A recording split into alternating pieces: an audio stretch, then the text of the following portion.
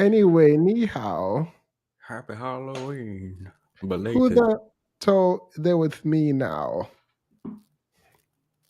Who? Happy Halloween. How are you?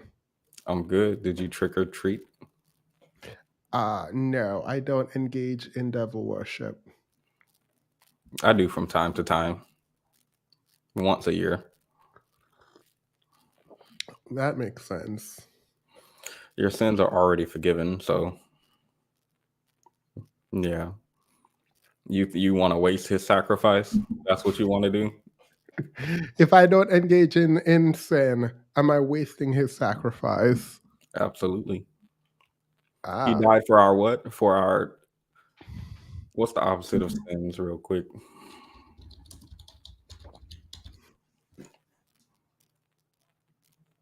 There is no opposite.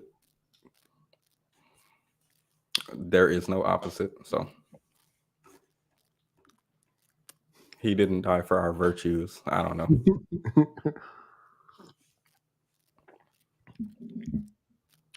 I feel like that's a good way. So let's start with our memes. That's what we should do. No, I mean we can if you want, but girl, this is not even on the docket. But tell me why kidology is dragging the girls. I saw it, but I didn't get to watch it just yet. Girl, kidology is dragging the girls. Kidology decided that she was going to drag FD, drag foreign man. She going to drab. It's called bread tube, but she calls it cornbread tube. And girl, she is dragging the girls. And so, like, if y'all are home and you want to go do what you need to do, ignore this part. It's going to be like 30 minutes to 40 minutes. I want to play this because I want you to respond to it. But do you want? What do you want to do first? I saw something on TikTok. I think we should all watch it. It's like 30 seconds. Info. Who created you? My mother. She gave birth to me. No, Adupa, you didn't get my question very well. Who created you? I believe through science, human beings were born, not created. And if human beings were created in the first place, I never got to see God as my father or God as my mother. The only person who cared for me is my mother. She buys my clothes, she buys my food, she pays my fees, she does everything. God doesn't do anything for me. And if I'm supposed to stand here and say he has done something for me, I'm supposed to ask. And I say he gave money to my mother. He never came and said my mother should collect the money that he's giving. So you don't want to be a Christian? No. What do you want to be? So where do you fall? Where do you belong? The traditional belongings. So do you pour libation? Yep, I do. At your age, you pour libation? Yes, I've done that before. To who? My ancestors. Your ancestors. That is what you believe in? Yes. Do you believe in Jesus Christ? That he came to die for our sins? This is like 10 minutes long, so I don't want to play the whole thing. No. I was getting into it because I'm going to pray for this child and his family because they obviously don't know about the Lord. So, but continue. Do you believe that?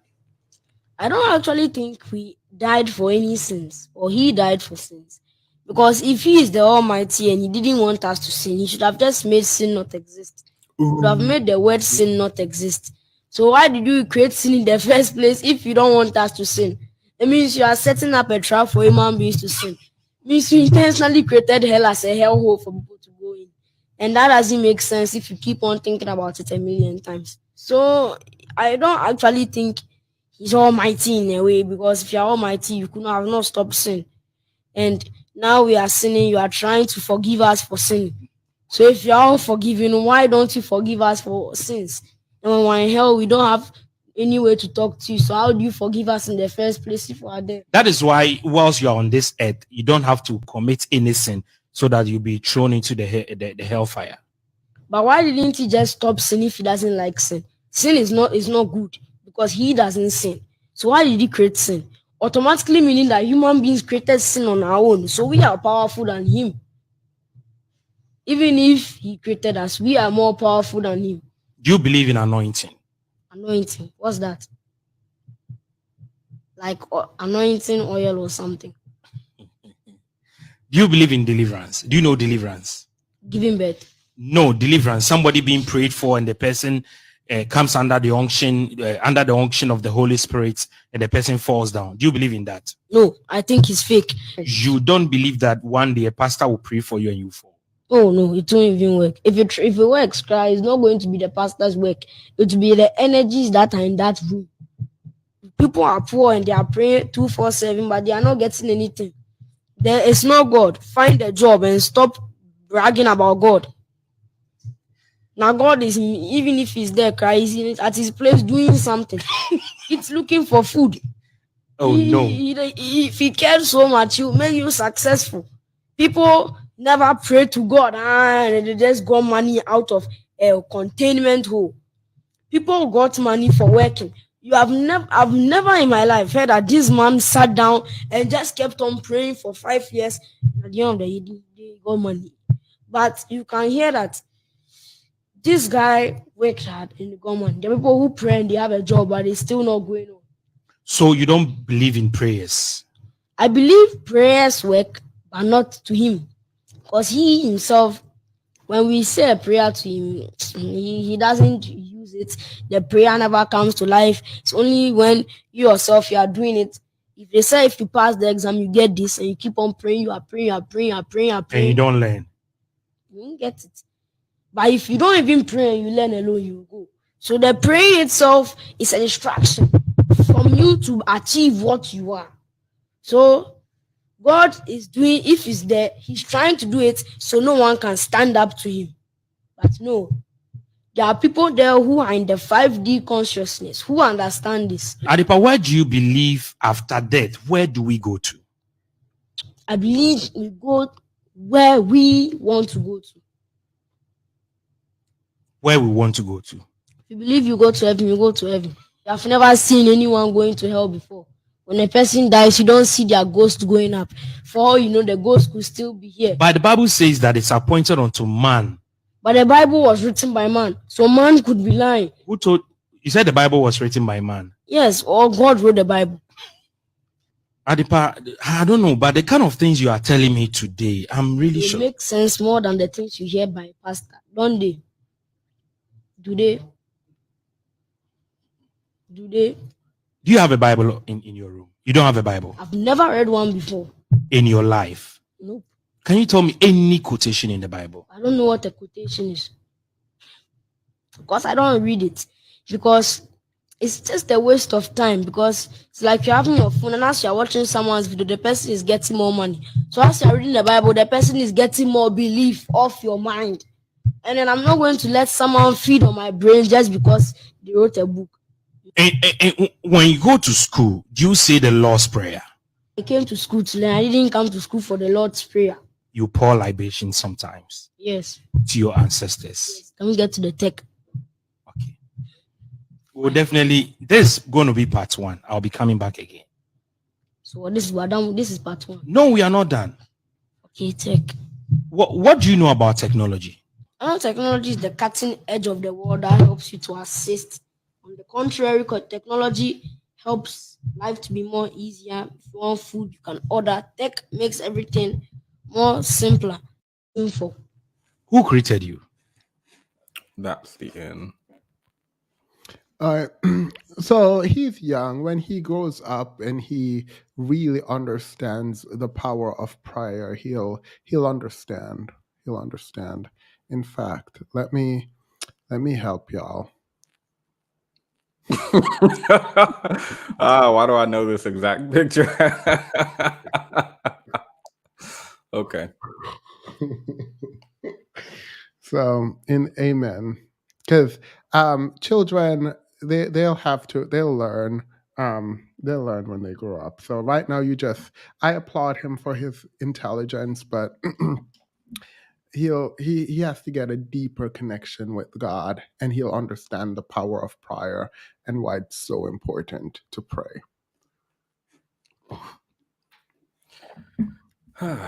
Any thoughts on Israel and Palestine? I have a lot of thoughts. I've written a lot, but I'm not publishing any of it.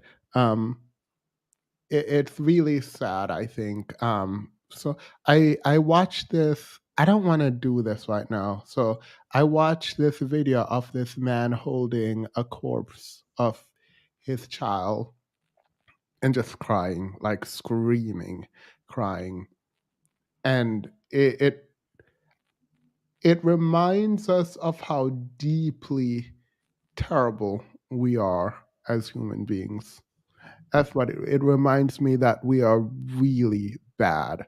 Um, we have capacity for good and bad, but a lot of the times we lean into the really bad part um, of our nature, and the consequences dire. But yeah, I've refrained from speaking about it on this platform because it has been dreadful. And my friends are fighting on Instagram. People are just fighting all over. And yeah, gatherings aren't. Yeah, they're not as easy as they once was, and people are losing their lives senselessly. Okay. I have no thoughts.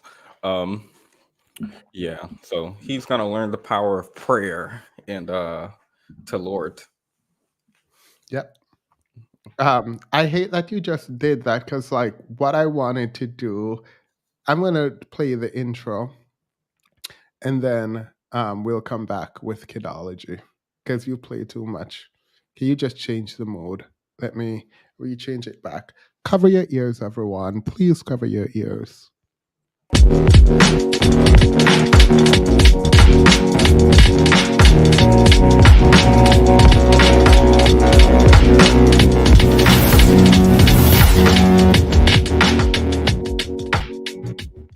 All right. So Kay is not here today. She said to tell you all she misses you and she'll be watching, but she could not be here. So hey Kay, hey. Petty and I will be holding it down for the 91 2000s. So have you seen kidology? This is not on the docket because I don't want certain people to. Anywho, it's not on the docket. But did you see kidology's video? Like I saw like the first minute.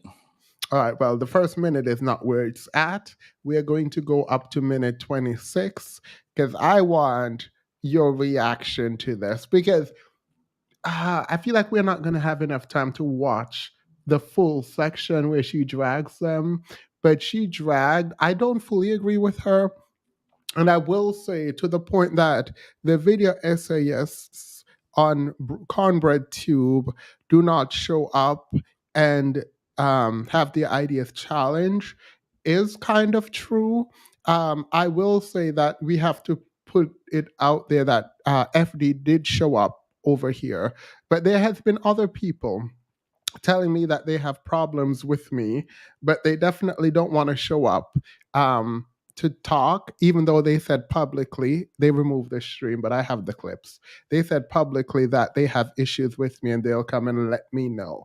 And it's not so much that I want them to come and let me know, but I was told that these specific content creators who edit in personality, all right.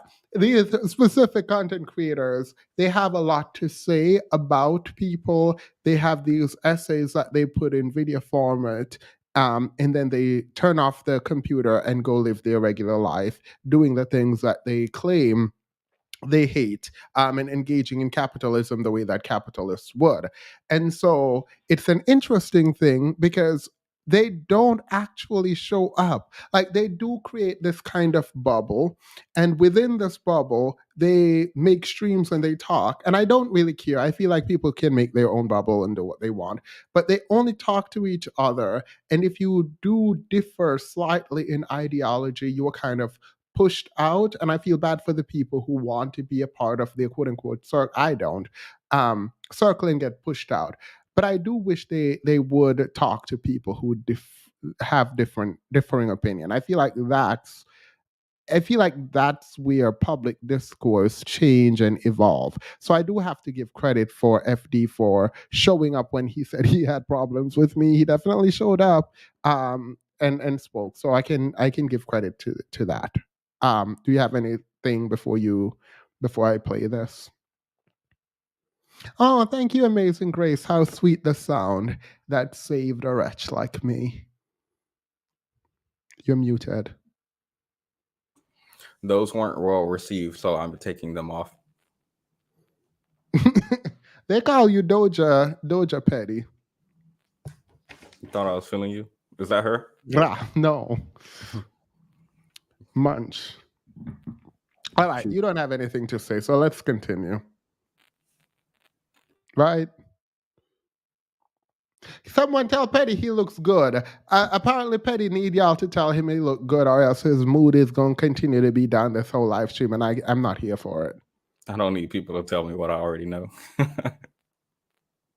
All right, good. Do you know what the word delusional means? No, you don't. All right, let's continue. All right, so this is the part where Kidology decided that she would drag the girls, and so the girls are getting dragged. More. Alongside sectarian rifts, a second discourse within the community concerns BreadTube's unbearable whiteness. Although BreadTube advocates for social, political, and economic equity, various members of the community have raised red flags about the marginalization of content creators of color in BreadTube spaces. For example, in her video, Why is LeftTube So White?, Black BreadTube creator Kat Black described how interest in her work depends on valuations of it by white audiences. Acknowledging these points, a user commented on a r/BreadTube post titled, Where are the Black BreadTubers? It's hard for me to go on YouTube and hear from all these intersectional people, and yet the tubers of color have maybe 10,000 subscribers at most. It's a huge disparity between the two. The subject of why BreadTube is so white has been covered heavily since Kat Black's heartfelt, very important video on the matter, especially as it personally pertains to her and other Black leftist YouTubers, social commentators, and video essayists on the platform. The reasons why I resonate so strongly with Kat's video essay has oddly evolved, especially since the beginning of this year. At the beginning of this year, I made a video in which I argued why the online left needed to do better in understanding the plight and the concerns of not only the people they claim to represent, political minorities, but also the people they need to realize their vision of a more inclusive world, the majority. People really seem to get where I was coming from, and not just conservatives or contrarians, but also liberals and leftists themselves, who felt that something wasn't quite right anymore on the online left. My video was doing quite well for the first few days, and then this happened. Okay, no, some more transphobia. Let me just hold on. Let me real quick. So we're going to be getting. There's going to be a lot of transphobia and trans like antagonistic dog whistles, dog alarms. Just so like as we continue, understand that is a huge undercurrent of this video, right? There's also going to be some anti-blackness. What else we got? That's like trigger worthy. Let's see. General trigger warning for bigotry and shit. Probably gonna piss you a fuck off. General liberalism. Yeah. General liberalism. Right. So this is the fundamental frustration I think I have with most of this whole video, right? And I'm glad that we got to it here because we need to talk about it. When you're trying to do things like not even necessarily like be an anti-fascist or do anti-fascism, right? When you're just trying to resist all of the various bigotries that there are, which I would argue is anti-fascism, but I just want to make sure there's a distinction between that specific thing and what I'm talking about. It requires you to oppose those things, right? It's not about like, oh, we need to hear them out. Like, no, like that ideology. I mean, you could argue that it's literally just fascism, but they overlap with fascists enough that. Okay, so that is a fun. By the way, this is not. This just so happened like a couple minutes ago, and I watched the we're discussing. This is not what the video is about. You can leave and come back. This is just purely for my entertainment. I will never get over this drama. So the idea that you don't talk to fascists is not a bad idea. The problem is who gets to determine what fascism is. And that's kind of my problem with this entire discourse, where it's almost like they made her into this caricature that is Candace Owens, attacked it, and now she's defending herself. FD and I already spoke about this live. FD and Kidology already spoke about this live. So there's not much to say here outside of when that man, I don't know who said it, Bellamy, I don't know, said it. It strikes me as kind of gatekeepy, and that's part of Kidology's problem with what is happening. The line is not them. Like, no, you don't polite fascism out of existence. Right. It's not a debate. Nah, you suppress that shit. You fight that. I'm not. This video wasn't about trashing Ideology explicitly. Like, this was not kind to Ideology. She will not enjoy watching this video, and I'm not going to try to like gaslight into thinking that this was a nice thing to do, right? Or this was a kind thing to do. I've seen these types of videos about me, and mostly they're shitty. But like, I've seen my face on the screen, but me not there. It's not a fun experience, and so I want to send a empathy towards Ideology if and when she sees this, that it was not a malicious act to break down this video the way we did. It was because this video presents some very significant and important issues that we on the left do need to engage with. Not because, see, I started laughing. I'm not gonna do that. Not because this was a challenging video argumentative wise, but because it illustrated the types of challenges that we need to get better at dealing with how far we are from just regular people who are still very much under hegemonic thought. And so of all the times I've did a reaction video, I was like, I got to do this one, and it's got to be out there for people to see, because we need to engage with why a person who considers himself a moderate would make a video like this that is inherently right-wing. And then not realize how right-leaning it is in so many of his politics. Interestingly, FD never uploads full streamed Patreon videos and live streams onto his second YouTube channel. But for some reason, he decided to do so just this one time. What is of further interest to me is that now, for research, when I looked for this video, it has vanished. My channel was reported. I lost subscribers. I lost the majority of my income. And this was all a result of the things that FD said in his response to my video and directly to me. The views on my original video suddenly stopped entirely. And all the views went to his out-of-context reaction to particular statements I'd made. And so it was during this time. Moment of silence for the fact that Ideology definitely did say she's not going to blame FD for what happened to her entirely, but right here it sounds like she is. Just pointing that out. I'm just pointing that out. It is what it is.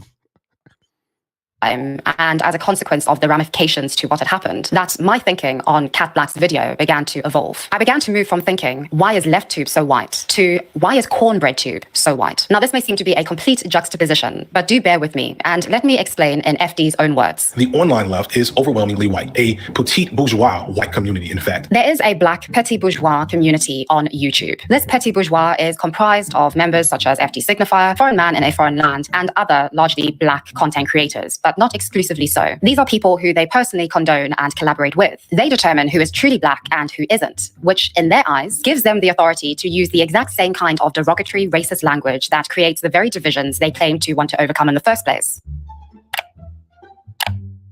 Let me tell you what I find frustrating about coons and their belief that they have that question to make. This is the problem with cornering and internalized anti-Blackness and wanting to be in proximity of whiteness, right? And just wanting white approval and hating oneself, and it makes you blame your community for stuff that logically don't make sense. Don't make no fucking sense. It's not the latter in their mind. Because there's a difference deeply in the spirit of what is a token and what is a coon. Because I'm sure many, if we learned Negroes, have been the token in a room to Black people, in a room full of white space. Wait, I need you to react or say something to what's happening, because I have tried to watch these kinds of stream and I cannot watch them. I can't, because there is a part of me, like, I don't fully agree with Ideology on her point here, on the use of these sort of racially charged words by individuals who fall into the category that the words would be used against, in terms of skin tone, not action. So us using disparaging language against each other, I find it problematic, like I actually do. But watching people that are supposed to be sort of above the fray engage in this with amongst their friends in public does have a really kind of elitist, gatekeepy sort of ring to it. And I can't. Go ahead. So you're not into like white people can't say the N-word, but we can because we are this thing. And No. I'm very much into that. Gatekeep that. I'm talking about the way like we use language so charged at groups within our own community, and we do it in such a cavalier manner. Like they're just saying the C word up here, just like, and just kind of, I don't know. And these are supposed to be like kind of thought leaders in the Black left space, right? And the way that they're talking about other Black people. Like if you are describing Candace Owens this way, I can almost understand this, but to sort of generally speak about Black people who do not believe in your political ideas this way, I feel is a problem. Now, yeah. Well, why is it okay for Candace Owens? No, I'm not saying it is okay. I'm saying I can understand why you would not have to break down the word and break down her action and then put it together to come out with the C word. Like, we all kind of know Candace Owens and we know what this word generally means. So if you use it to describe her, maybe most people can understand, and I wouldn't debate you on it. But when you use it to generally talk about Black Republicans, we have a problem. You do have a responsibility to explain why it is that you're talking about specific people in this specific way. Why do they say that about Black Republicans? Well, I don't know. They don't know. Okay. I'm sure But my bigger question was about how do you consume content like this? Like, where it's very much, we're all sort of progressive and we're trashing other people. Well, that's not right. I don't know if I can say they're trashing, but it feels like, from my perspective, they're trashing people who don't work with them. Not only does it feel that way, like the little sort of group that is developing does have requirements, and it does exclude people who are not fully on board, from at least from my experience, but from Kidology's experience and from most Black content creators' experience when they engage. So are you in the group? Oh, absolutely not. They wouldn't try. They know that I couldn't do some foolishness like this. And is Kidology in the group? No. Do you want to be in the group? Absolutely not. Does Kidology want to be in the group? Yes, I think so. I don't think she does anymore, but I think she wanted. Okay.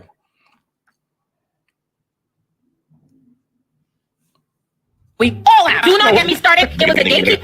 Yo, it was a gatekeeping Black lady. Believe it or not, hey, the coon. Hey. I'm essentially saying that just as white women will find ways to placate whiteness just for their proximity to it, will throw whatever womanhood, their femininity is second to their whiteness. In many ways, you have a lot of Black people in the States, you will not find this of any surprise, where their Blackness is secondary to their Americanness. And you know what I find frustrating about that? Clarence is one of them.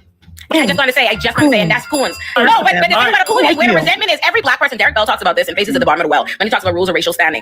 Every single Black person is presented with the opportunity to coon or legitimize anti-Blackness by repeating white talking points. We all have it. What the coon's problem is not that they want to pull up the ladder because they don't perceive us as being on the same ladder. Their problem is that you're not playing the No, I don't believe that. I believe that the functionality of it is absolutely the awareness that you have to shut that fucking door behind you for anybody else as a coon, as a token. That is the white supremacist functionality of tokenism, of cooning. It depends on what position the coon token is in. I'm gonna go with the coon over token because I think I agree with the fact that we've all say coon. Not only is coon a racist slur, it is also described by the Jim Crow Museum of Racist Memorabilia as follows. The coon caricature is one of the most insulting of all anti-Black caricatures. The name itself, an abbreviation of raccoon, is dehumanizing. As with Sambo, the coon was portrayed as a lazy, easily frightened, chronically idle, inarticulate buffoon. And many of these online leftists encounter leftist ideology. This is not me endorsing Kidology, right? And her view on the way the word is being used here. That's not what I am doing. What I'm trying to say is it does give a sort of veneer of legitimacy when the people who are the leader in a space start sort of being cavalier in the usage of that word. Like, if every random person on the street is like talking about it, that's fine. But when people who are supposed to be front and center of academic discourse in some way, be it in video format, start engaging in this name-calling language, it, for me, delegitimizes the argument. Like, does that make sense? Is it the slur specifically? It is the way it's being used. So it's not the slur. It is the slur, but it's the way the slur is being used. It is instead of trying to articulate the issues around certain kind of behavior done by certain kinds of Black people in their mind and explaining why it's wrong and how it's harmful and what we can do about it, we start name calling without any meaningful discourse around the name calling. You know what I mean? Like, so you've described that you aren't in the club. Kidology's not in the club. You don't want to be in the club. Kidology may have wanted to be in the club, but probably no longer does due to the previous year's events. But it feels like y'all want them to like come in and like commune with you. no, not me. What? No, not me. I said FDL comes here and talk to me. I'm not mad at any of these people. I am not mad. My worry is that when we create certain kinds of bubble, it doesn't do the political work we might want it to do, right?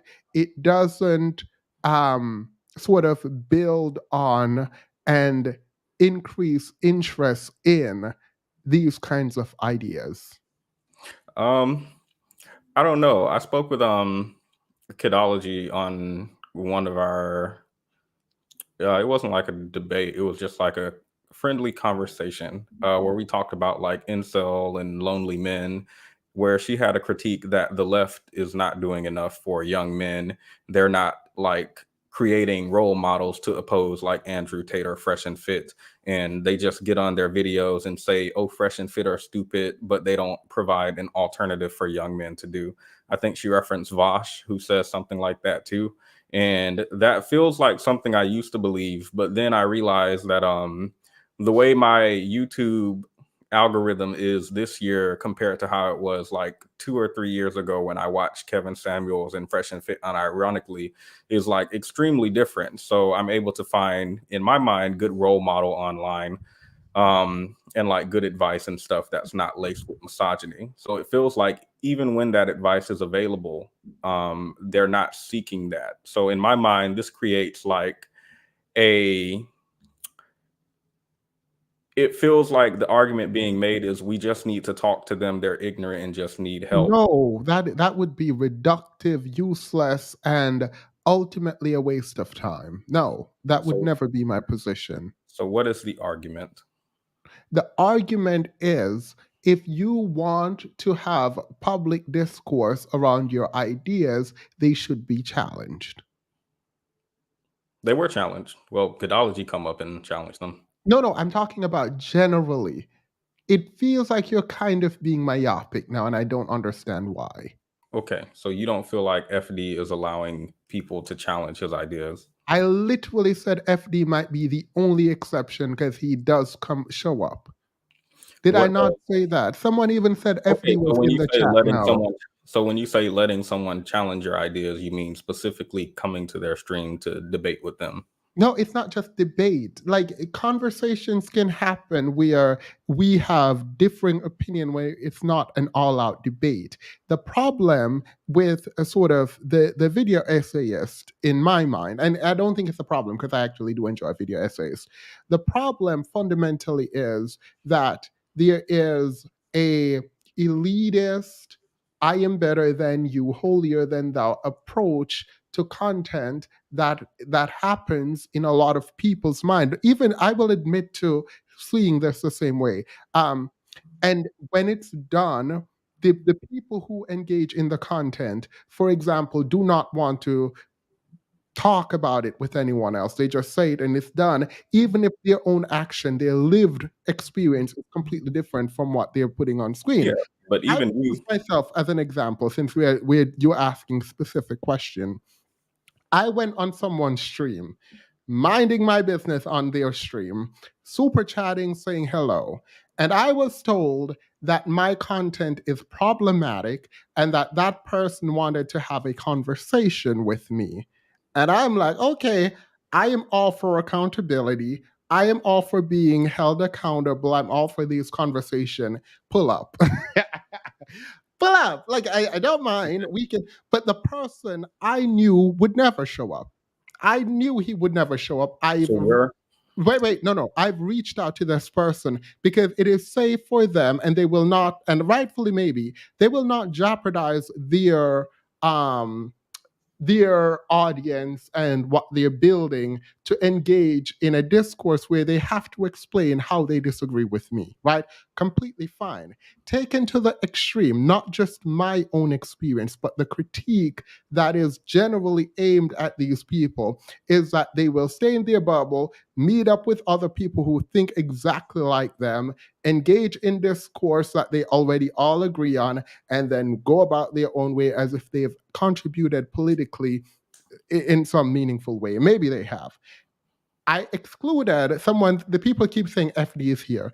I've excluded FD because he shows up here. He told me where he disagreed. He and I had multiple conversations on stream, but he's not the one who told me publicly that they had issues with my content and they wanted to show up. And this is a problem I think that happens generally. There are people within the left who it almost feels like condescension in the way that they decide to engage with other people. I am not saying to teach white people about racism. That is not your role. You didn't make racism. If they don't know it, then the girl know. So that's what I'm saying. I don't know if that makes sense. So the issue specifically is someone who is saying that they're willing to talk, but is actually lying. No, well, yes, which is the general. It's a general thing within the online left. Like, so if they were like, we're not willing to talk about it, then it would be. No, if you say you're not willing to talk about it, but you still want to add your voice in if you want to add to the sort of conversations happening politically, then one would question why. Right? Like, the whole point of putting your ideas out there is that they will be challenged, right?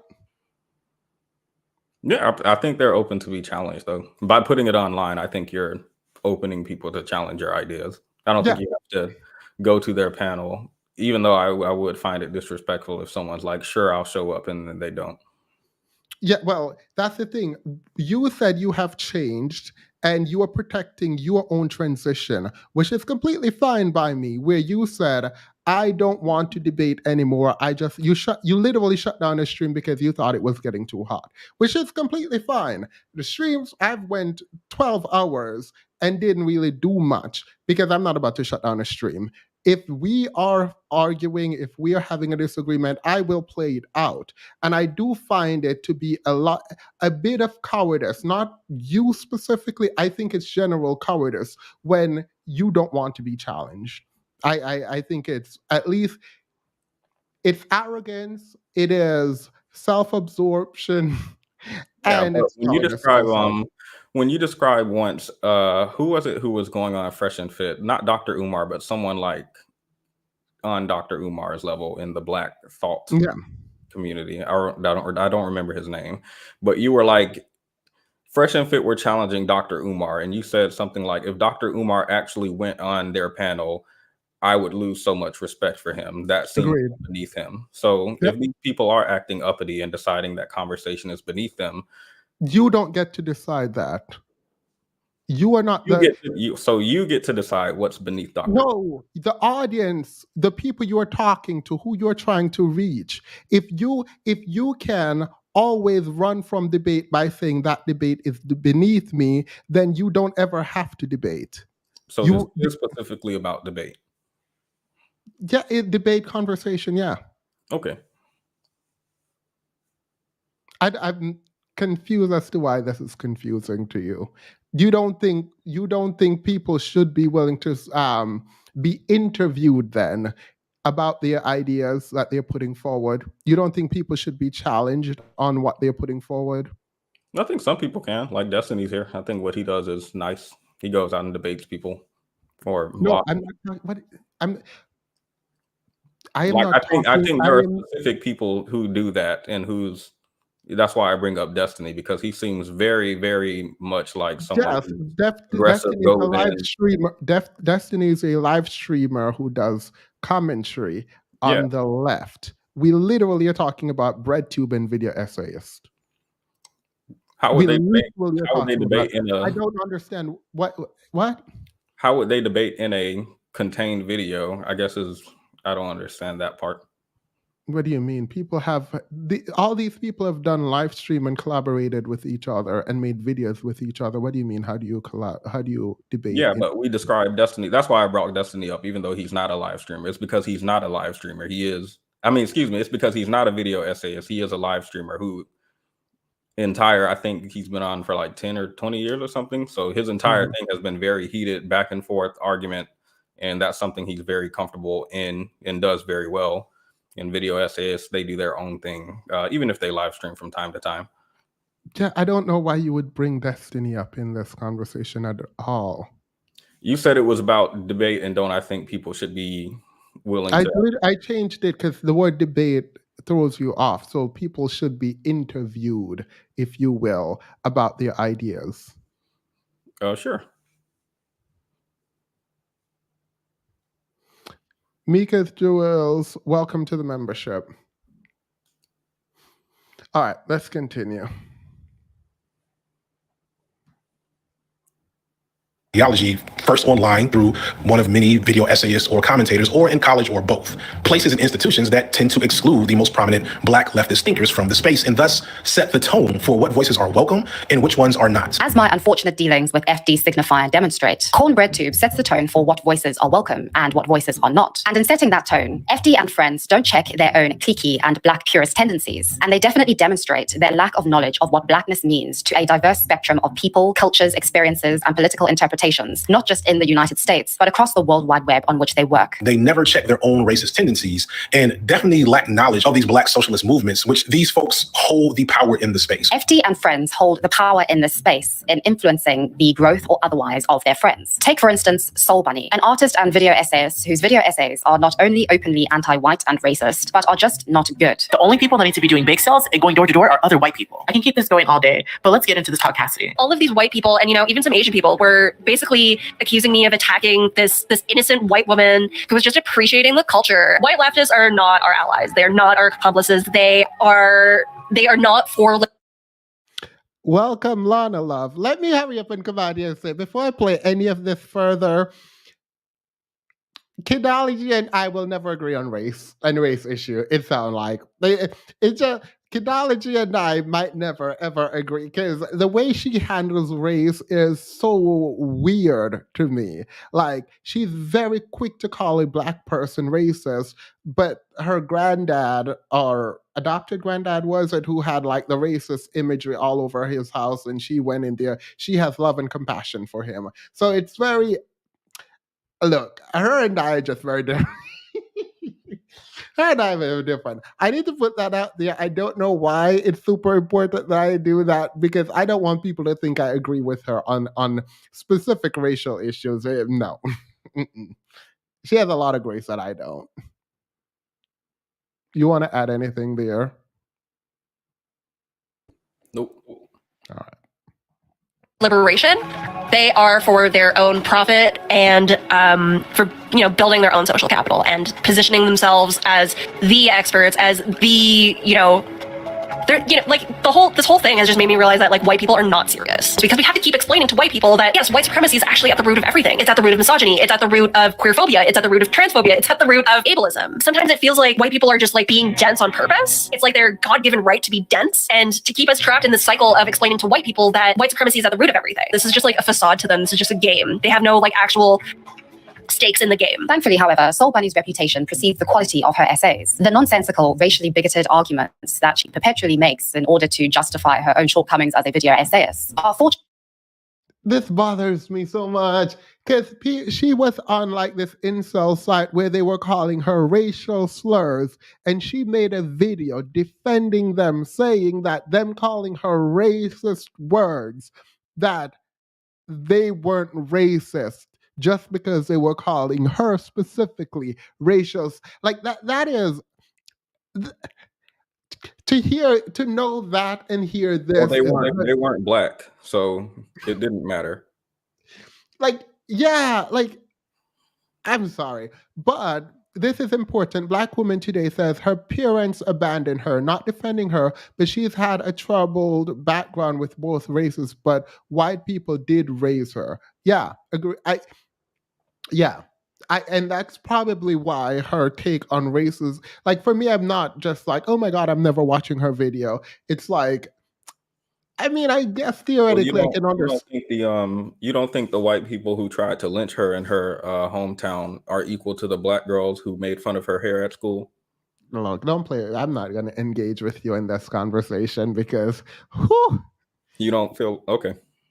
whew, like, I just don't understand how. Yeah, one of those things is worse, and it's not. Anyway, sorry. No. But I think it does something to someone when the people who are supposed to love you, your parents, leave you. Like maybe it amplifies issues around blackness in her. I don't know. I'm trying to do something that I have no degree in. You know what I mean? Like, so like if you have been shaped by abandonment in that way, then blackness might be viewed through very specific lens. But you right on this, and I'm not fighting you on it. I'm not fighting you on this. I'll concede that it don't make no sense, but maybe psychologically it does. Is there a psychologist in the chat?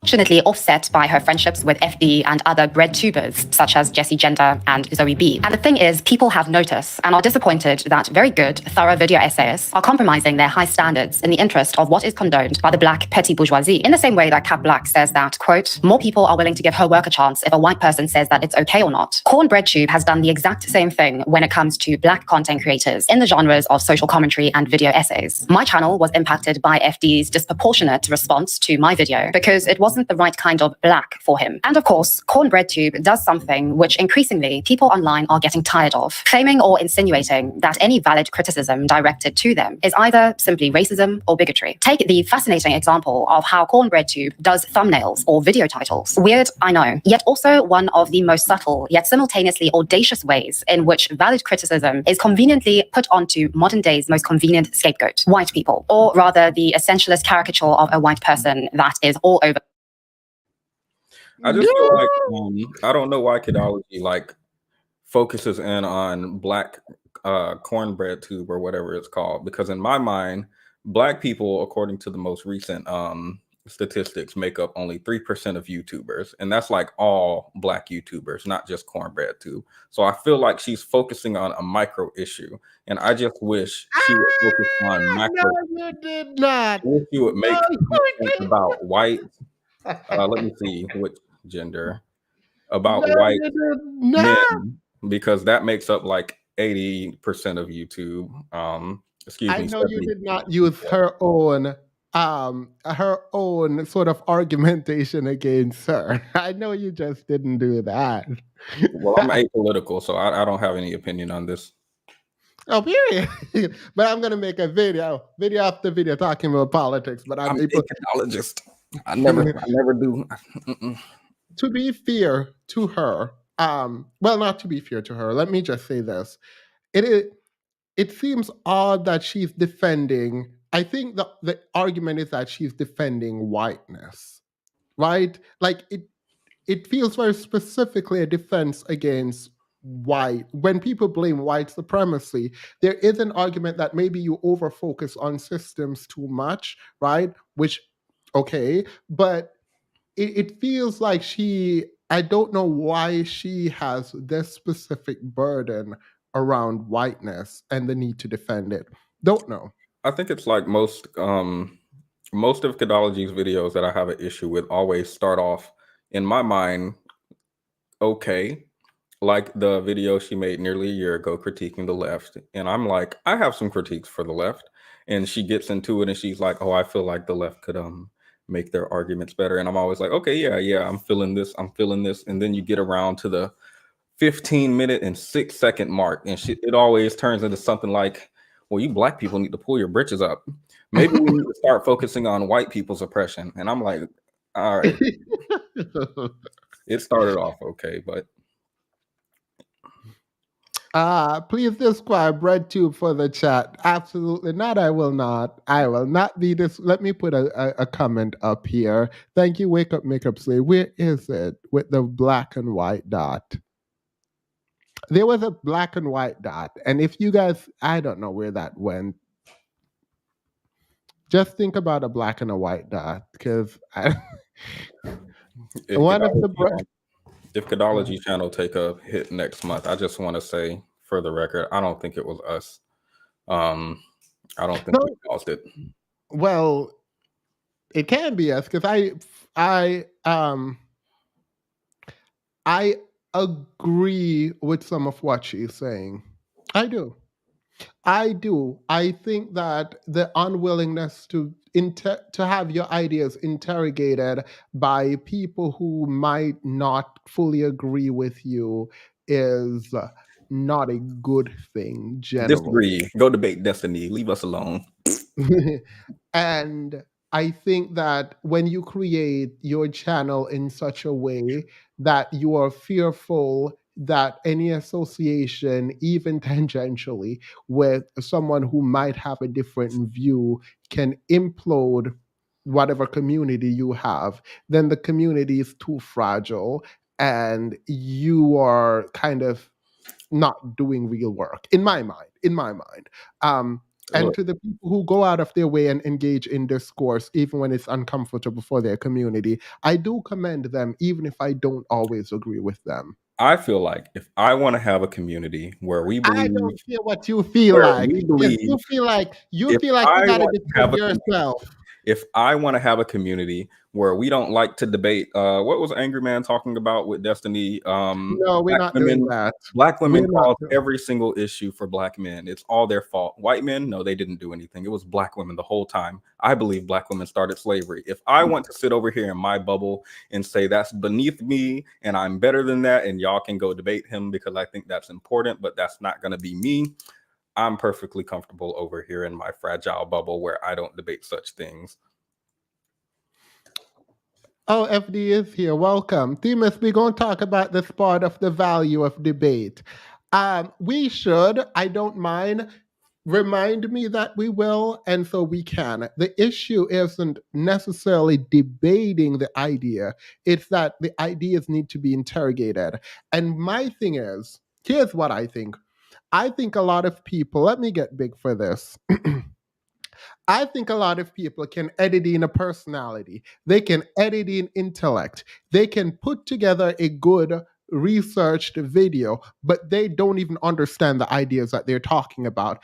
And I do believe that the messenger is important. I'm not one of those people who say, focus on the message, not the messenger. No, people critique me as a messenger of sorts in anything that I do. The first thing they go, you're a fruitcake.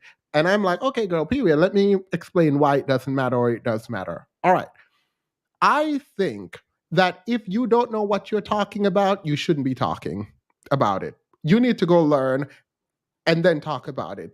When you start putting ideas out there, yeah, you should be called to the table to discuss these ideas and have them be challenged, not necessarily a debate. Because I do think the debating aspect has become sort of a sort of public spectacle, right? Where people are just kind of out there trying to show how smart they are. And we watch and we say, yeah, you dunked on him. And then we go our separate ways and no one changed anything at all. That's not what I'm talking about. It's not the spectacle of a debate. I'm talking about actually sitting down with someone and having them explain themselves and like questioning their ideas and seeing the individual with these ideas, how much they've thought about it, how much they actually know, and like, are they a trustworthy source of information? And do they believe or understand what it is that they're talking about? That's what I mean when I say interrogating the idea. So debate might not be the best word to use, but definitely interview or interrogating their ideas. Why not do that within your bubble? Like No, if I have a absolutely not. parenting debate and Cynthia No, it's like is being a parent is the it is like hardest Donald thing. Trump going to Being a Fox parent News is to the sit hardest down with them thing. and I'm just gonna say the same thing when you're done. Being the parent is the hardest thing in the world. I don't feel like I'm gonna go to Cynthia G and discuss my ideas with her. I feel like I'm going to say, Themis. No, because we definitely went to Sunchi and we discussed my it. brother in Christ, Themis and Thoth. We are brothers in Christ. We're both wearing gray shirts and glasses. Mine are here. Let's take them. Get to the point. Let's take them out the pack. You are annoying me. Oh my God, Fred, you're annoying me.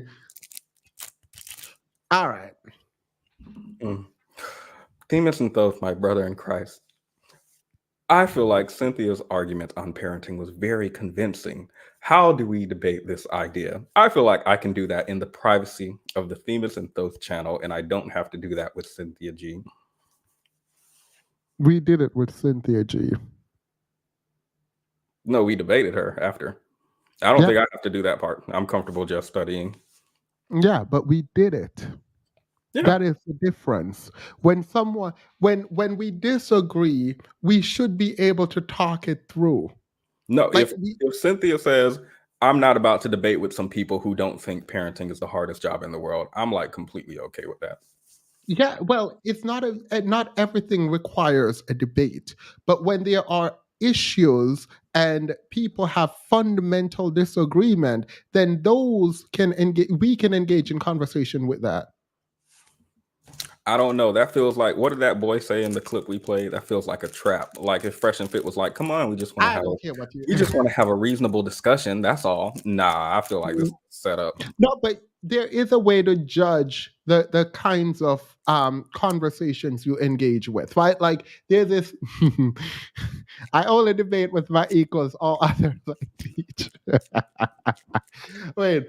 I do think there are ways in which we figure out, one, if we are willing to talk to the other person. Like if Dr. Umar went on Fresh and Fit to debate them about anything, I mean, to be fair, if he does it, I don't think I would care, honestly. But like, it does diminish his value in my mind in terms of public discourse. It is what it is. Maybe I'm biased and elitist. I don't know.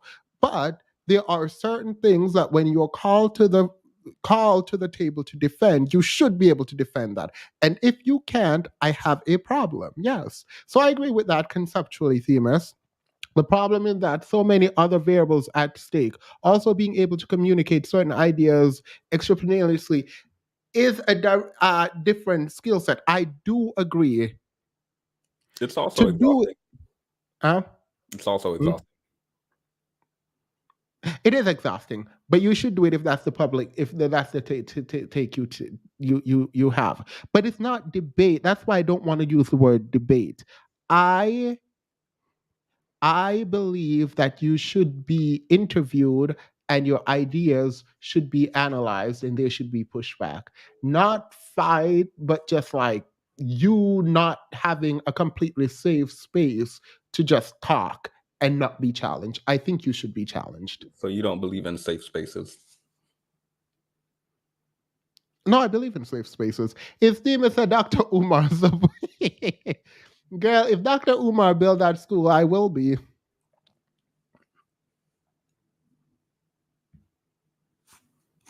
By the way, I didn't put this in the thing because it just came up and I also didn't want to invite certain kind of political nonsense. And by that, I mean the incels. The cornbread tube. This was FD Signify's original thumbnail and title for his video essay about why leftist drama is so bad, in a video that was pure drama. The title has gone through several evolutions. It was originally called Broke Bread, Left Tube Has a Drama Problem. Then it was I Might Have a Drama Problem. Now it's Leftist Infighting Almost Killed Me, Broke Bread. Just a spoiler alert, leftist infighting and drama didn't almost kill him. He didn't have a stroke. He suffered from immense stress and a terrible migraine and panic attack. I am not downplaying the seriousness of this, and I wish him nothing but the greatest health moving forward. Why would FD lie in his video? Why would FD lie in his video like that? How could he? Why would he lie? He did not almost die. Why did he put that in his video title? So the left can just lie with no consequence? I don't think know. she's being nitpicky, but yeah. I do think it's kind of downplaying mental health, but okay, I'm kidding. Let me stop. However, it is starkly different to almost being killed. Note as well the symbolism of the original artwork. FD, an innocent black content creator and victim, dragged and manipulated into drama by all these pesky white people wanting a piece of him. This was Foreign Man in a Foreign Land's original thumbnail and title on a video in which he disingenuously goes after the internet's largest transgender streamer, Keffals. In this case, he went after her for being in rehab. You see, I knew to strong with him as soon as he said blacks. I'm not surprised that he said. I'm not surprised. After backlash, which in my opinion would not have been the case this time last year, which shows you how things are starting to change and how people are starting to put two and two together. He quietly changed the title and thumbnail after it wouldn't disrupt the algorithm too much. Of course, when enough time passed and the video became old news, he changed it.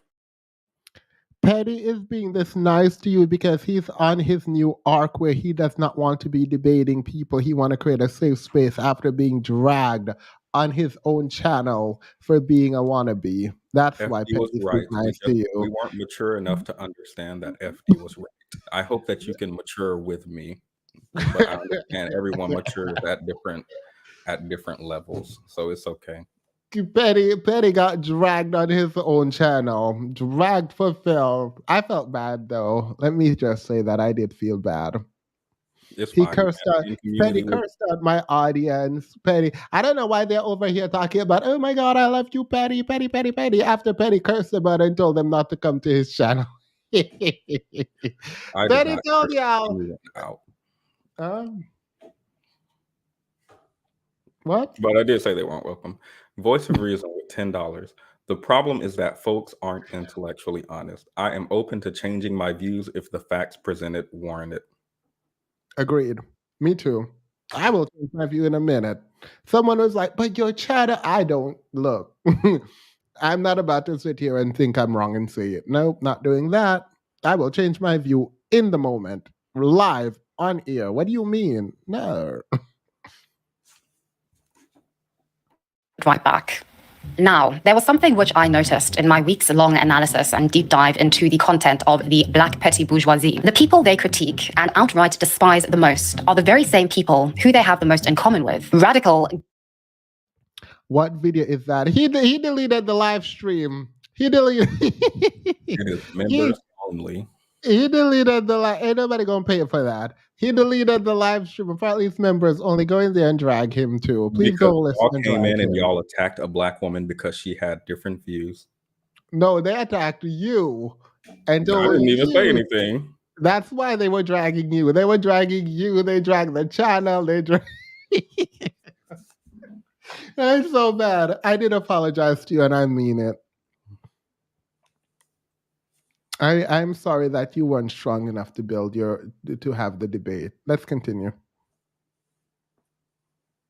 Guilt-ridden white liberals. On the other hand, the people they claim, and I think genuinely believe themselves to be representing and to stand hand in hand with, are the very people they have the least in common with. That is the average black voter, the average person of color who is typically very religious, socially conservative, especially in values surrounding sexuality, immigration, and policing. Why I say that cornbread tube is so white is because, well, they are. These particular cornbread tubers dislike white liberals as much as white liberals dislike themselves. These cornbread tubers, like their white liberal counterparts, espouse attitudes and policy preferences that are largely unrepresentative of the marginalized communities whose will they claim to represent. They espouse the same luxury beliefs as their white liberal counterparts. They advocate for the same social and gender identity issues as their white liberal counterparts, even though black and Asian Democrats and liberals are, for instance, greatly more supportive of restrictive immigration policies and are more likely to be pro-Israel than pro-Palestine. I'll return to this in more depth in my chapter on luxury beliefs, a term coined by psychologist Rob Henderson to describe the growing status symbol of beliefs that confer social status on bourgeois folks like FD and friends or radical white liberals from affluence, whilst ironically, the costs of these luxury beliefs are inflicted on and are borne by the lower classes. I got kids to feed. We got kids to feed. What the are they doing? Nothing. Get the out of here. What's wrong with y'all? Y'all can find a better way protesting. Get out here. I need to I got my kids who put I gotta go to As I demonstrated by my own personal example of having my career shaken by FD's power to determine who is welcome and who isn't in the online Black community, other Black outliers and I have routinely had our work, our opinions, and our experiences not only excluded, but ridiculed. We are called Candace Owens, or self-hating coons, Uncle Toms, and traitors who aren't actually Black. This racist language and these derogatory insinuations are openly used by the leader himself, and it's important that these cornbread tubers make it known to At this point of the video, it felt like she hit go and she just started dragging. I just want to point out their language is not racist because they were just calling her slurs because they were it was out of hate, and we need to reach down inside of ourselves and understand why they're using the language towards her instead of just calling the language racist or whatever she said in the incel video. Okay, so I don't I do disagree with her use of FD as the she has personal issues with FD, so I'm not going to correct her on that because she blames FD for her channel and period. But in terms of the creating the bubble and not leaving the bubble, I wouldn't say that's FD. However, you are right. I know you're joking, but you are right. Because if she's saying FD and them use of racial language or racially charged language thus makes them something, right? And then she's saying the incels who call her all kind of derogatory, racialized slurs, we needed to quote unquote look at them and understand the context and blah blah blah. It feels odd that you have that much grace and sympathy for the incels hurling racially charged slurs at you, but you're willing to just call all of these other FDN friends. You're calling them racist essentially. Like that seems an odd thing to do. Like I didn't think about it from that perspective, but I do agree with it. But she's not easing up. She's on their necks. It's not even that it's not even that I disagree with some of her ideas on the incel thing. It's just that she doesn't look at FD or the online left when she's doing critiques of them with the same amount of analysis and rigor that she does with the incel community. So I don't think it's analysis and rigor. I think it's grace and compassion. That too, but also I'm trying to think of it from like a practical perspective where if somebody called me the N-word, I'm not about to do any type of analysis for why this homeless man just threw this at me. But from a scientific or a research perspective, social science or whatever have you, I can understand why someone white might want to understand where that comes from and get down to the nitty gritty of it in a way that somebody walking down the street wouldn't want to. So I understand her thirst for reaching deep within herself to figure out these truths about what's happening. It just doesn't feel like she gives that to the other side, which is unfortunate. Yeah, agreed. To their audiences that we outliers are not like them. Because if people realize that there are a multitude of other ways of existing as a Black person in this world, for instance, as a Black person who doesn't constantly resort to blaming everybody else, grand narratives, and systemic issues for the state of our existence at every possible opportunity, what would the point of their content be? What would the point of videos like Fuck the Police serve if Black people who support the institution of policing were given a thumbs up by cornbread tubers? The narcissism of small differences is perfectly exemplified by this Black petty bourgeoisie. The term narcissism of minor differences was coined by Sigmund Freud to refer to a psychoanalytical phenomenon. He initially used it to refer to behaviors he observed in individuals, but would later use it to refer to groups. It is always possible to bind together a considerable number of people in love, so long as there are other people left over to receive the manifestations of their aggressiveness. I once discussed the phenomenon that it is precisely communities with adjoining territories and related to each other in other ways as well, who are engaged in constant feuds and in ridiculing each other, Germans and South Germans, the English and the Scotch, and so on. I gave this phenomenon the name of the narcissism of minor differences, a name which does not do much to explain it. We can now see that it is a convenient and relatively harmless satisfaction of the inclination to aggression, by means of which cohesion between the members of the community is made easier. In this respect, the Jewish people, scattered everywhere, have rendered most useful services to the civilizations of the countries that have been their hosts. Mind you, Freud said this before the Shoah. As identity politics has replaced all politics, the idea that the narcissisms of small differences is harmless can be easily disproved, especially since the post-Cold War era. The phenomenon applies to the intra-group conflicts that BreadTube increasingly has fallen victim to. Basically, the more commonalities a group or community share, the more susceptible members are to, quote, engage in interpersonal feuds and mutual ridicule because of hypersensitivity to minor differences perceived in each other, rather than I'm gonna need y'all to leave Noah out of this with his bisexual lighting. He does not harm anyone. Appreciating and building off from similarities in ideology, politics, and policy, which BreadTube share with other content creators and bodies of people. Increasingly, minor differences of realistically no consequence are fixated on. They are used time and time again to justify why allyship or compromise or understanding of the other side just won't work. And this has ensued into the quality of BreadTube essays declining as subject matter becomes gripped by the narcissism of small differences. What's noticeable is that corn BreadTube video essays have become more isolationist in nature. The subject matter being overwhelmingly about a small difference and niche aspect of identity that preaches to the already converted. As such, the world, which is the enemy, will... I'm sorry. What did foreign man in a foreign land do to her? Huh? What did foreign man in a foreign land do? He was born the wrong. She said he was born the wrong skin color or something later in the video. I don't know. You play too much. Never change or listen. And therefore, the video essayist is always needed to explain why the audience is oppressed and will remain oppressed. All this content is a waste of time if you're looking to achieve political goals and political ends, okay? Broadly speaking, the best thing you can do if you want to do something is to get the fuck out there and do something about it, okay? Go and join an org. Go and fucking organize. Go and join a political party. Whatever it is you want to do, go and do it, okay? All this is bullshit. It doesn't change anything. It's all just content to be consumed. Always, always, always has been, always will be. That's not going to change, okay? I've been saying this for fucking years now, okay? And for some reason, people still seem to be under the impression that sat there watching content creators is how you make change in the world. But it just isn't. You're just consuming content. That's what you're doing. These platforms are geared up for that to be the case. Look at the way that YouTube works. It's literally fucking designed from the bottom up now to just have you sit there and watch video after video after video, consuming. It works in opposition to actually going out and doing something. And I think it's great that people do that. I've got no interest in it. My goal is to make as much content as I can and make money and whatever, right? For me, it's a pointless endeavor to do anything beyond just make content out of this. And I think these kinds of people that do this content are fooling themselves if they think they're doing anything but creating content to be consumed, okay? There are actual issues of racism and racial discrimination, which BreadTube largely ignores. I would argue that this is because of an inherent class issue within BreadTube and corn BreadTube. The luxury beliefs of BreadTube mean that an endemic issues such as child labor and its direct links to racial discrimination are never spoken about. This is something which affects the poorest of the poor in the United States. That is, the poorest Black people and the poorest Latin Americans. These poor people are not, however, BreadTube, and their core audiences, who are relatively well off, have the time to watch their lengthy video essays and to donate monthly to their Patreons. It is becoming increasingly clear that their sphere of interest in overcoming or Meanwhile, we're talking about Patreon. Please join my Patreon at... I don't have a Patreon. I'm like, I don't have a Patreon.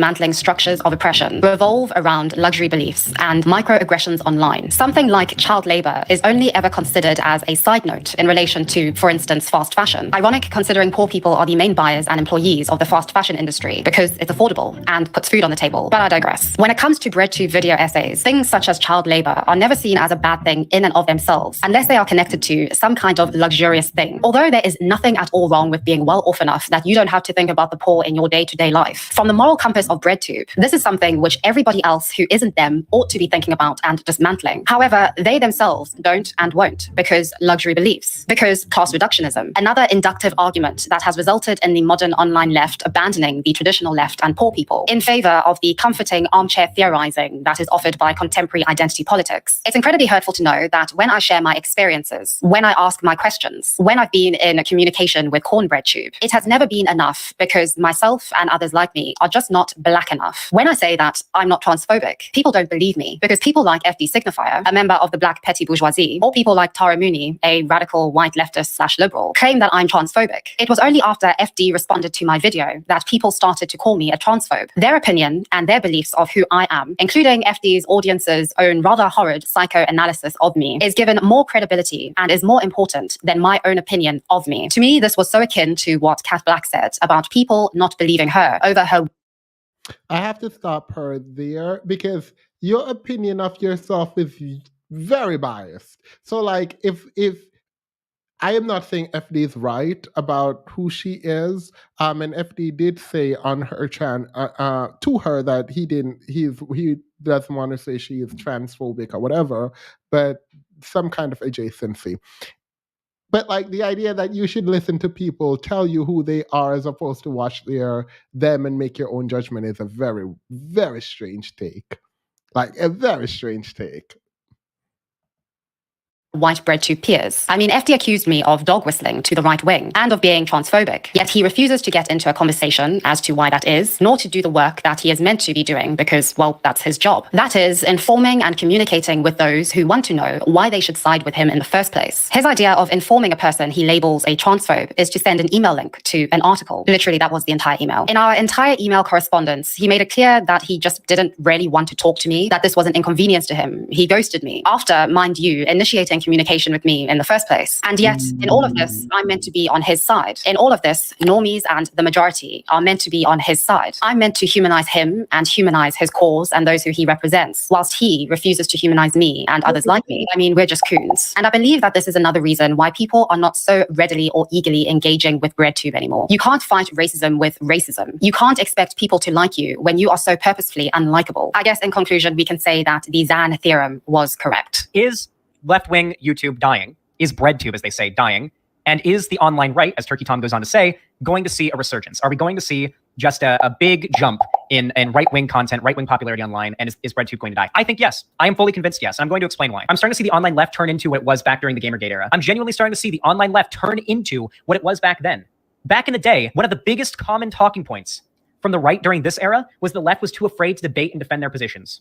That's why Jordan Peterson and Ben Shapiro blew up so much. It's because they debated. And I didn't actually know. I didn't see this part, by the way. Did not see this part. I'm going to retract that because if he and I are on the same wavelength, I'm just going to say absolutely not. just because. Anyway, let's continue.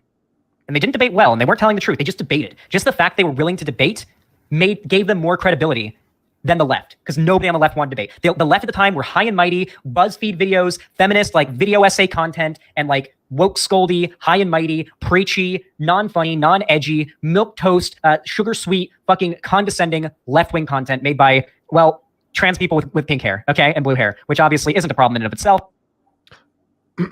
Outside of the description, I'm going to end it here. Outside of the description of the people, I actually, that resonated with me. Like the idea that like you are holier than thou, you're better than everyone, therefore you don't have to engage in the kind of debate that, and conversations really that should take place when it comes to ideas being put forward. Like part of putting ideas in the marketplace of ideas is that they're challenged and you're there to defend it. And no, it's not from the comfort of your own place in your own bubble, not even ever have to engage. So I do agree with this. So it is what it is. You already know how I feel. I'm definitely going to go talk about Black femicide on my channel. No, I am not going on Fresh and Fit to debate whether or not Black femicide exists. No, I'm not letting somebody come on my panel and debate with me for 4 hours about whether or not Black femicide exists. I'm going to say thank you for your differing opinion and goodbye. And I'm going to remain within my bubble. And they can go over here to Phoenix Coast. That's the good part, though. They can go emotional manipulation. What you just did. They can go over here. Audience, you don't think your principle should remain the same throughout? Because I feel like that's the same. I think you should maintain principle, but if you have bad ideas, a lot of the times we don't know these ideas are bad until they're challenged. If you have ideas that are not fully fleshed out, a lot of the times we don't know they're not fully fleshed out until they're challenged. I can count how many times, and I won't say with any level of certainty that I changed anyone's mind, but I've had enough conversations with men and women on this channel where after talking to them for like 2 minutes, I realized they've never been challenged, and not even challenged aggressively, just questioned about the ideas.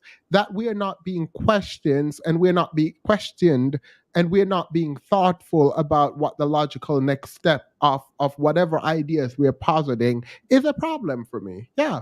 Okay, you can say that. You should be thoughtful about your it's not just you should be thoughtful because your thoughtfulness might not be good enough. Then your ideas should be challenged. Yeah. That's fine. Like Kidology's challenging their ideas, but they didn't have to get together and converse or anything like that. I agree with this. It's like I make a video over here in my safe community you take it, react, and you have challenged it, I feel like I'm okay with No, I think there is something deeply useful about the person who posits an idea having to answer to the ideas that they put forward. I think the world would be a much better place if when you speak about something, you have to go answer for it. Yes, I think the world would be a much better place and we will have much less toxic ideas out there if you were being pressed on your ideas. Yeah. I Do you do think believe that's, that fundamentally. Do you think that's feasible? Yeah, I think A that is feasible world? feasible. I mean, I think the audience have a role in this, right? Like the point at which you just show up to people who will be isolated and never be challenged, like then you are contributing to cowardice. Well, I'm gonna be cowardly in my bubble, and y'all can debate and back and forth and challenge. I like that. Yeah, I mean, I think that's the problem of the commons, right? There are people who get to benefit from the hard work of other people because they can just sit on the sideline and not having to get dirty. I mean, that's part of the problem. Tax the 1%.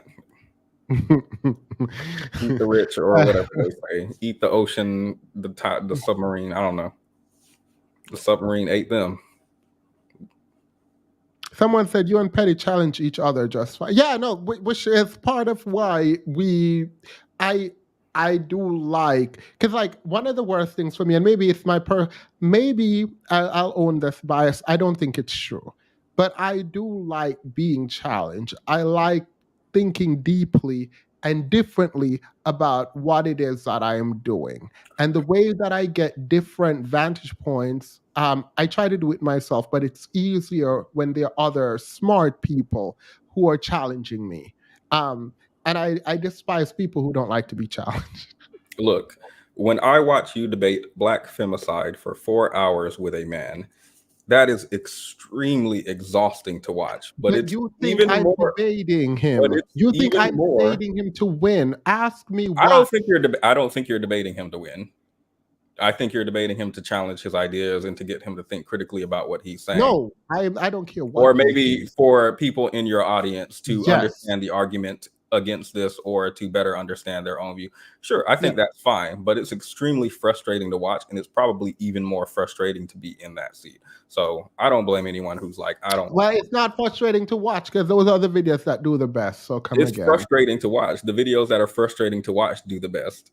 All right, period. So people watch things they're frustrated with. Oh, why would he say this? When we go and watch Angry Man, that feels frustrating to watch, even though there are satisfying moments in it. So you think I sat there with Orange Pill trying to quote unquote debate him around why majority is still apart? You're asking me if I think you were trying to debate him? Yeah, you think I was debating him then?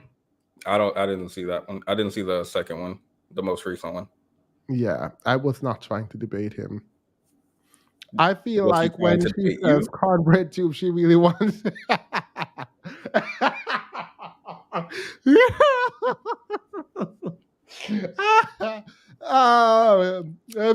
That's how I feel too. I feel like Orange Pill will come to my panel and say, Prince Petty, a part is not some of something, and I'll be like, okay, thank you, goodbye. And then he'll be in the comments like, you coward, you can't defend yourself. And I'm gonna be like, yep. But you know who can? Themis and Thoth has a channel. You can go there and you can find out which part is a part and which part isn't a part, and if that is or is not a thing. I feel I'm comfortable with that. Why do you think you have to inject a defense of your personal choice into everything that we talk about? This isn't my personal choice. I think I'm representing like no. Your personal choice is that you don't want to debate. Yeah, but I think I'm also representing the lefty space. It feels like the critique of the left is like you're in your bubble, you feel uppity, you don't want to challenge your ideas. So I'm not positing myself. I'm hopefully positing the left. I don't know if this is the position you do feel like they're in or not. I don't know who the left is trying to talk to. That's my problem. Sometimes, and by the way, how do I put this? Trying to talk to ourselves, huh?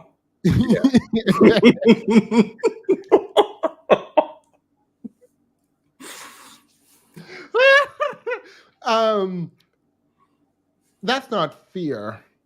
It's like I do think the left has to work twice as hard as the right, particularly around let's do voting. I don't think the right want black men to vote for them, right? If the black men vote for Republican candidates, fine. But I don't think the right is trying to get black men or black people to vote Republican. I think they're trying to get black people not to vote Democrat. And that's the difference, because the difference now is that the Democrats have to get all these different constituency to vote for them, whereas the right, it feels like, is just trying to get these groups to not vote. I think the right, therefore, has an easier sort of attack plan. Because you're not selling anything. You can just disparage the left, talk about the Democratic plantation, talk about what black people haven't gotten. Like, you can engage in political discourse in a very specific kind of attack, where the left, they don't have that leeway. You have all these different groups with all these varying interests, and you now have to figure out how to serve all. you have to now serve all of these people, because it seems more difficult to make a political push on the left, a big political push on the left. Do you agree with that assessment? I don't know. I feel like people generally are. I feel like society is generally progressive. I'm talking about the push. If we're thinking about them attacking each other, we're trying to figure out which has more tools in their utility belt to attack. It feels like the left doesn't have as much tool. They actually have to do a lot of work to get votes, where the right has kind of a set vote and set ideas. I mean, they're appealing to tradition, so yes. And it's very easy. It's very easy to sort of attack the left. I guess so, because you could just be like, critical race theory is teaching our children that you should be ashamed if you're white and you should bow down to black people. And then you got to go and find some curriculum and find out which laws allow it in what grades. And yeah, no, it feels. But then what do you do with that? You can create mass panic with that without really trying. Because again, what you are trying to do is not to get more votes. Like you want more votes, but you kind of have a solidified voter base. Whereas, specifically relating to black people, there is a kind of collective, conservative, social atmosphere within the black community around LGBTQ issues, right? Around religion, more specifically, or more broadly. So it feels like for the left, there should have been a lot of work, but there isn't, as it relates to getting black people on board and black men to the polls. Yeah, and they need to pull up their bootstraps and get to work and pull up their britches. Maybe the left would get more accomplished. I'm not playing with you. I think you're underestimating the fact that lots of people learn and understand things lots of ways. I do. I do understand this, but I do believe that we need more public discourse, and the leaders of these respective areas. And this is when you know you messed up. And this is when I told y'all Penny was a spy. I told y'all Penny was a spy. FD is even going to his Patreon. Enough said. You grow sometimes, and that's okay. Well, Penny, you completed your audition to be in BreadTube. Hopefully, we start seeing those videos and gains. Period. Yeah, FD, he needs support. He was homeless the other day, just experiencing FD just talking because I haven't seen one $200 super chat We know you're rich, probably. I don't know his income, but I just feel like for you to see two people of minority color and to just not donate, are you actually a cornbread tuber? Because like breaking bread in something, I don't know. Girl, do you want to be a part of Cornbread Tube? I want to be a part of that cornbread tube fund. Specifically, there's a very specific part of cornbread tube I want to be a part of. I don't think I'm a part of any tube. I'm Prince Petty. No, you need to be a part of you are I watch your channel enough to know that like you would do well in Cornbread Tube. Did you see my Roe v. Wade video? 86 people watched it. It's the video I'm most proud of, and nobody cared. Absolutely not. Got 40,000 views on a meme, and nobody wanted to watch my intellectual rigmarole. Period. So, all right. So we're going to switch topics. Well, it's been an hour and 30 minutes. So should I just not switch topic and open the panel and change the thumbnail and everything? Because we definitely didn't do anything that we were supposed to do. Yeah, how will we touch on this? I saw the thumbnail, so I've never heard of this before. Is there like a debate between people who want to be traditional versus 50-50? I've never seen that before. That sounds profound and like new territory that we can touch on. Oh no.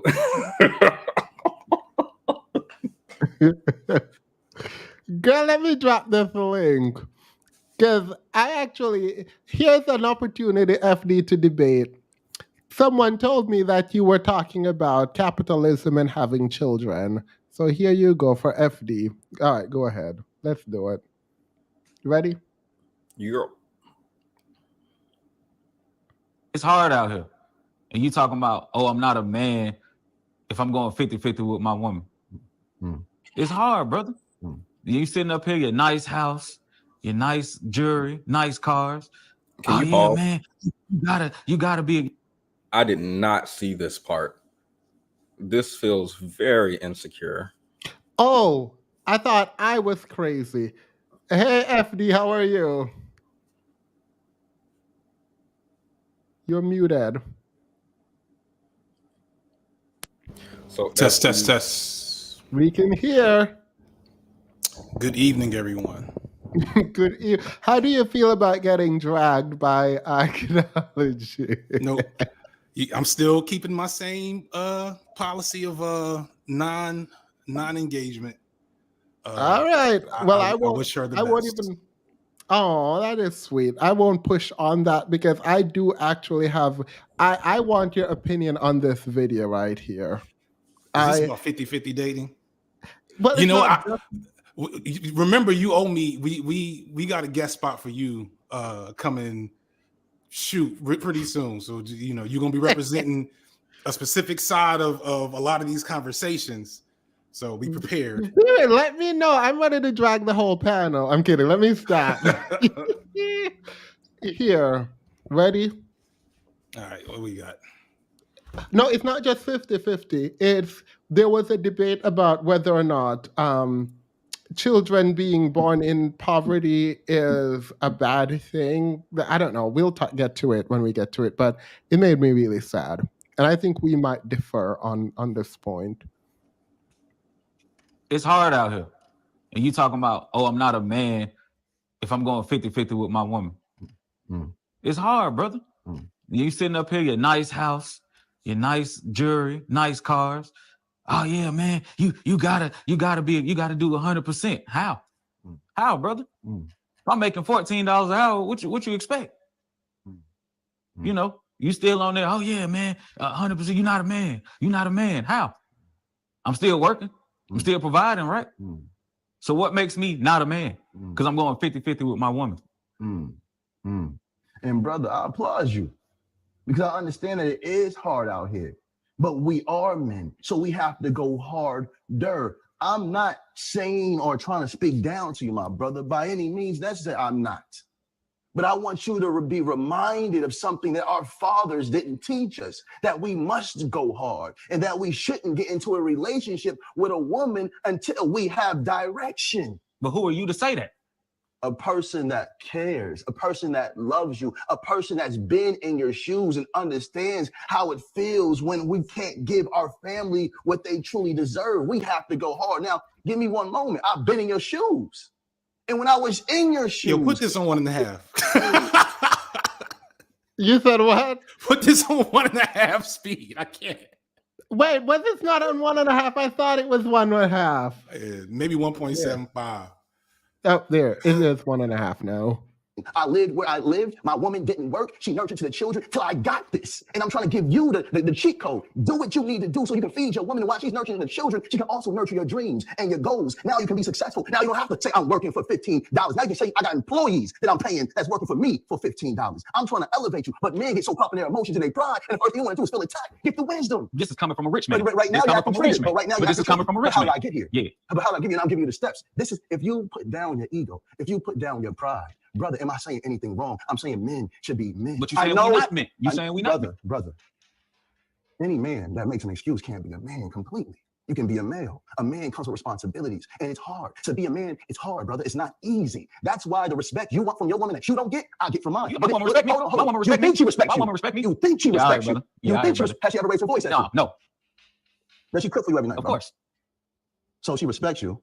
Cooks for you every night. Does she clean the house? Of course. She cleans the house, and you got her working 16 hours a day. That sounds like slavery. No, it's not. Brother, you got her cooking every night. I don't have her doing anything. She does it because she wants to. We in the trenches together. The trenches together? That's what we in. Brother, do you know anything about emotional abuse? Explain it. Emotional abuse is when now I'm confused. We can start the discussion here. All right. I don't agree that you're not a man if you go 50-50. However, I don't know what a man is. So, period. So, Prince Petty, what is your take? Let's start soft where we can all agree, hopefully. I know you're 50-50, King Petty. Absolutely. So I do like how gentleman on the right is very much into breaking gender roles. However, I do notice that these roles, okay, he's insecure. We can be honest. He's not breaking roles. He's insecure. I do dislike how I feel like the setup that he has where his wife is cooking and cleaning, but also working is pretty common. And I do feel like the quote unquote breaking gender roles tends to be very disproportionate. Like, oh, I don't want to pay for the first date. I want to go 50-50, but you should still do your side.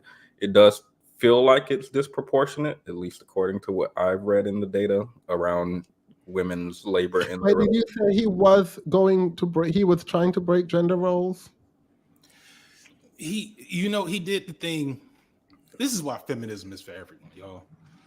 Oh yeah, he's definitely a feminist, even though he's not a feminist. He's not a feminist. He wants to be a feminist. He's doing he's doing the thing that I struggle with as I see shit like this and I'm trying to do, my thing that just sometimes different than how we feel about black men over here.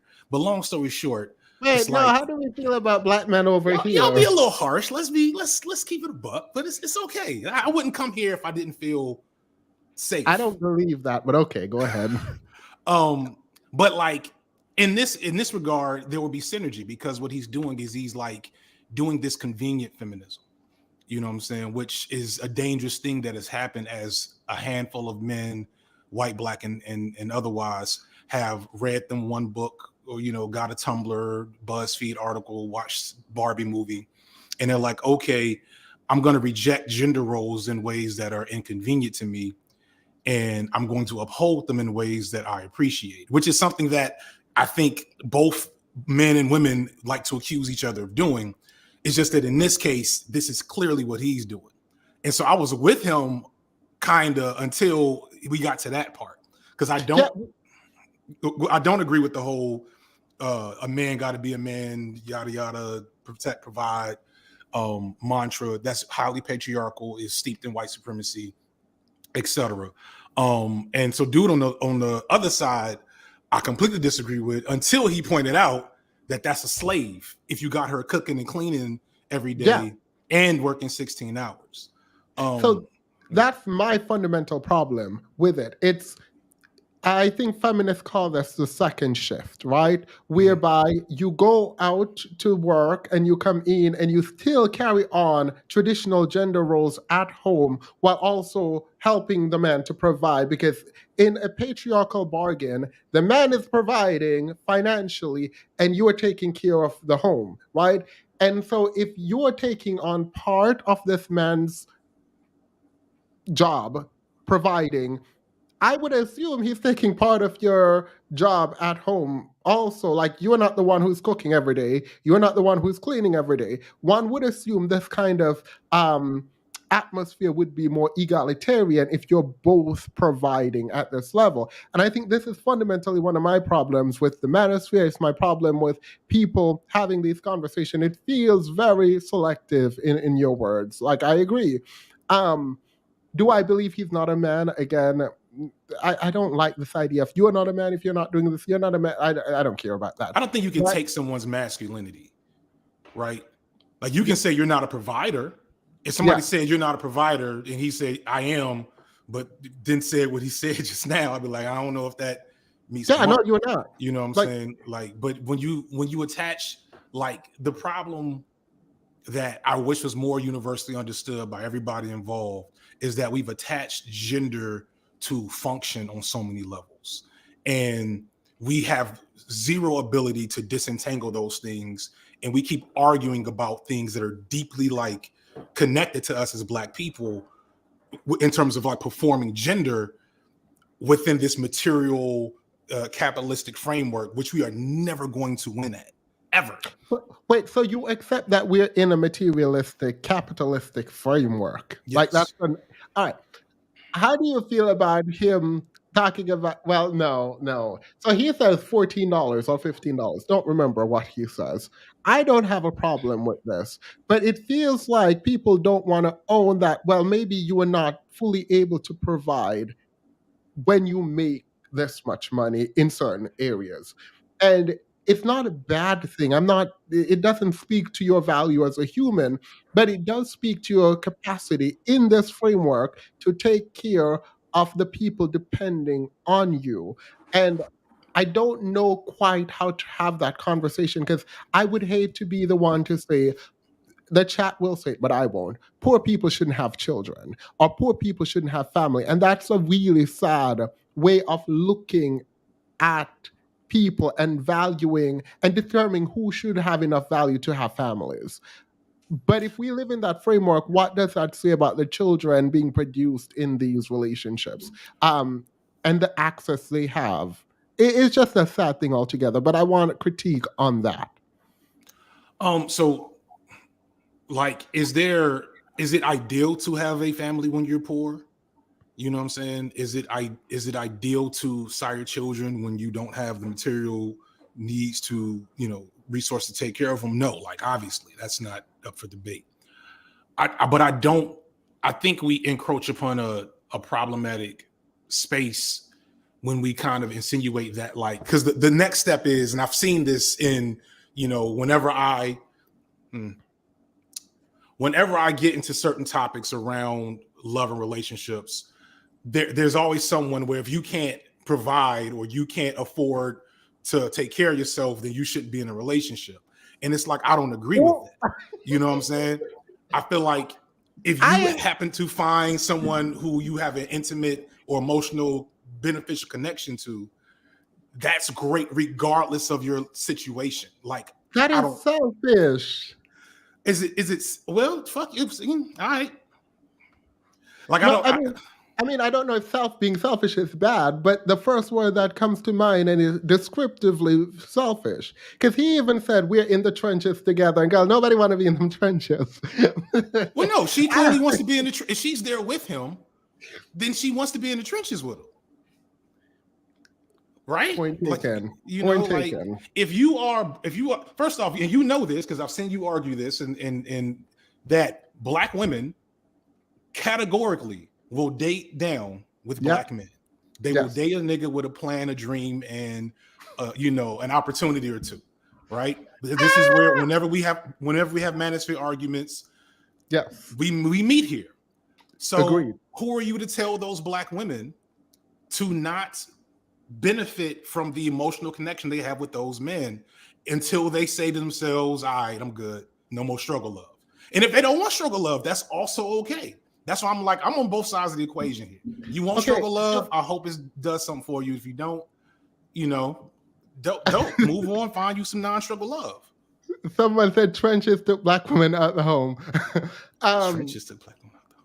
So Go ahead, in defense of hypergamy conversations, I don't think it's right to tell people what they should and should not do in terms of who they decide to partner. So I would agree with you there. I do disagree on the idea that it is telling women who to be with. I think black women have been sort of the prevailing message in media seemed to be that you're not worthy of comfort. And whether I think a lot of leftists say, well, you shouldn't care about that. Capitalism is bad. Fight capitalism. But we're in the system, and there are people who want to live a good enough life. And I think the prevailing message, again, is that struggle is your kind of love. And I think that is so sad. Like, I think it's unfortunate. And so when I see women talking about how you can choose to be by yourself, you can choose to go to school, you can choose to create the life you want for yourself, and you can also choose to marry and pair with people who are at your level, I hate that phrase, or above, and that it is open to you as a black woman, regardless of the history of blackness in the Western world. I think that's a good thing. I don't know if I disagree with anything you just said, to be honest. Like, I want to be clear. I'm not saying that the social pressure, the patriarchal social pressure for black women to I got a video coming out in a couple of weeks. You might want to actually y'all might want to stream. The cultural pressure in black communities for black women to accept struggle love is a problem. I don't agree with that, right? I just also don't think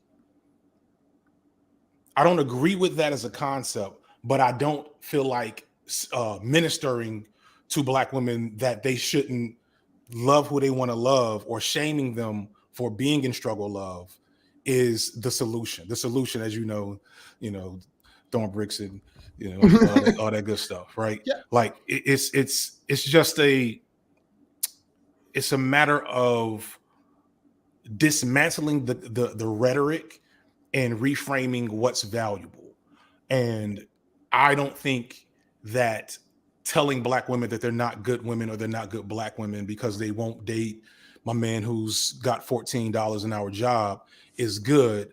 But I also feel like the persistent shaming of folks with no money and saying they shouldn't have love is a solution to that problem. You see what I'm saying? Yeah, I think, I would completely disagree with any kind of shaming of black women for their choices in partners. Like that is ridiculous. Like, or shaming of black men for being broke. We was doing so good for a second, Themis. I agree with you. I just wanted to give that pause. I think no, I don't shame. I don't think we should shame men or women for being broke. Black men and black women for being broke. And if I never said this, I've said it. I have a whole short and a bunch of video on talking about reparations. So I do believe in a racist framework, and I would literally dedicate my channel to supporting black liberation in America if black men got on board and stopped dragging black women. I would. Because I do actually think there's a fundamental system failure. Well, it's working well, but system failure for black people. And it takes extraordinary talent, black women, yay, to succeed in this kind of system, right? So that black men are poor in the system kinds of add up. But you don't get to shame black women for doing better than you. Like, black women should be failing too in the system and they're going to school, right? So no, but I don't shame. I try not to shame. I mean, I do too. I fall short as well. It's hard. I just read like this video I'm talking about. I just rewrote a whole section because I'm dragging niggas too much, and that's not what I do. You should post it. Drag. No, because the flip side is right. All right, so we was doing so good. the flip side is people don't fully understand the way that patriarchy and racism affect black men differently than women. Like you can't say black women are more educated, black men aren't, as like a one-to-one apples and apples comparison. Like you have to recognize that the education system treats black men differently than it does black women. You know what I'm saying? And so I think the education system treats men differently than it treats women. And then specifically black men different than it treats other men, and black women differently than it treats other women. But like there are differences in the way gender is treated, yes. But then we would compare not black men to black women, but black men to other men, and then add racism, and then the expectation makes sense.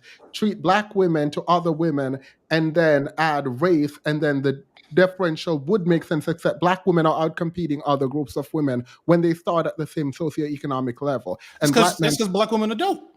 Yeah, that's what I say. That is what I say. So like, don't get me wrong, black women are dope. I'm not disagreeing with, like, from what I heard from you is that black women are dope. Yes. I don't have any argument against that. But we can't like ignore like when you say that the system is treating black men differently than other men, true, right?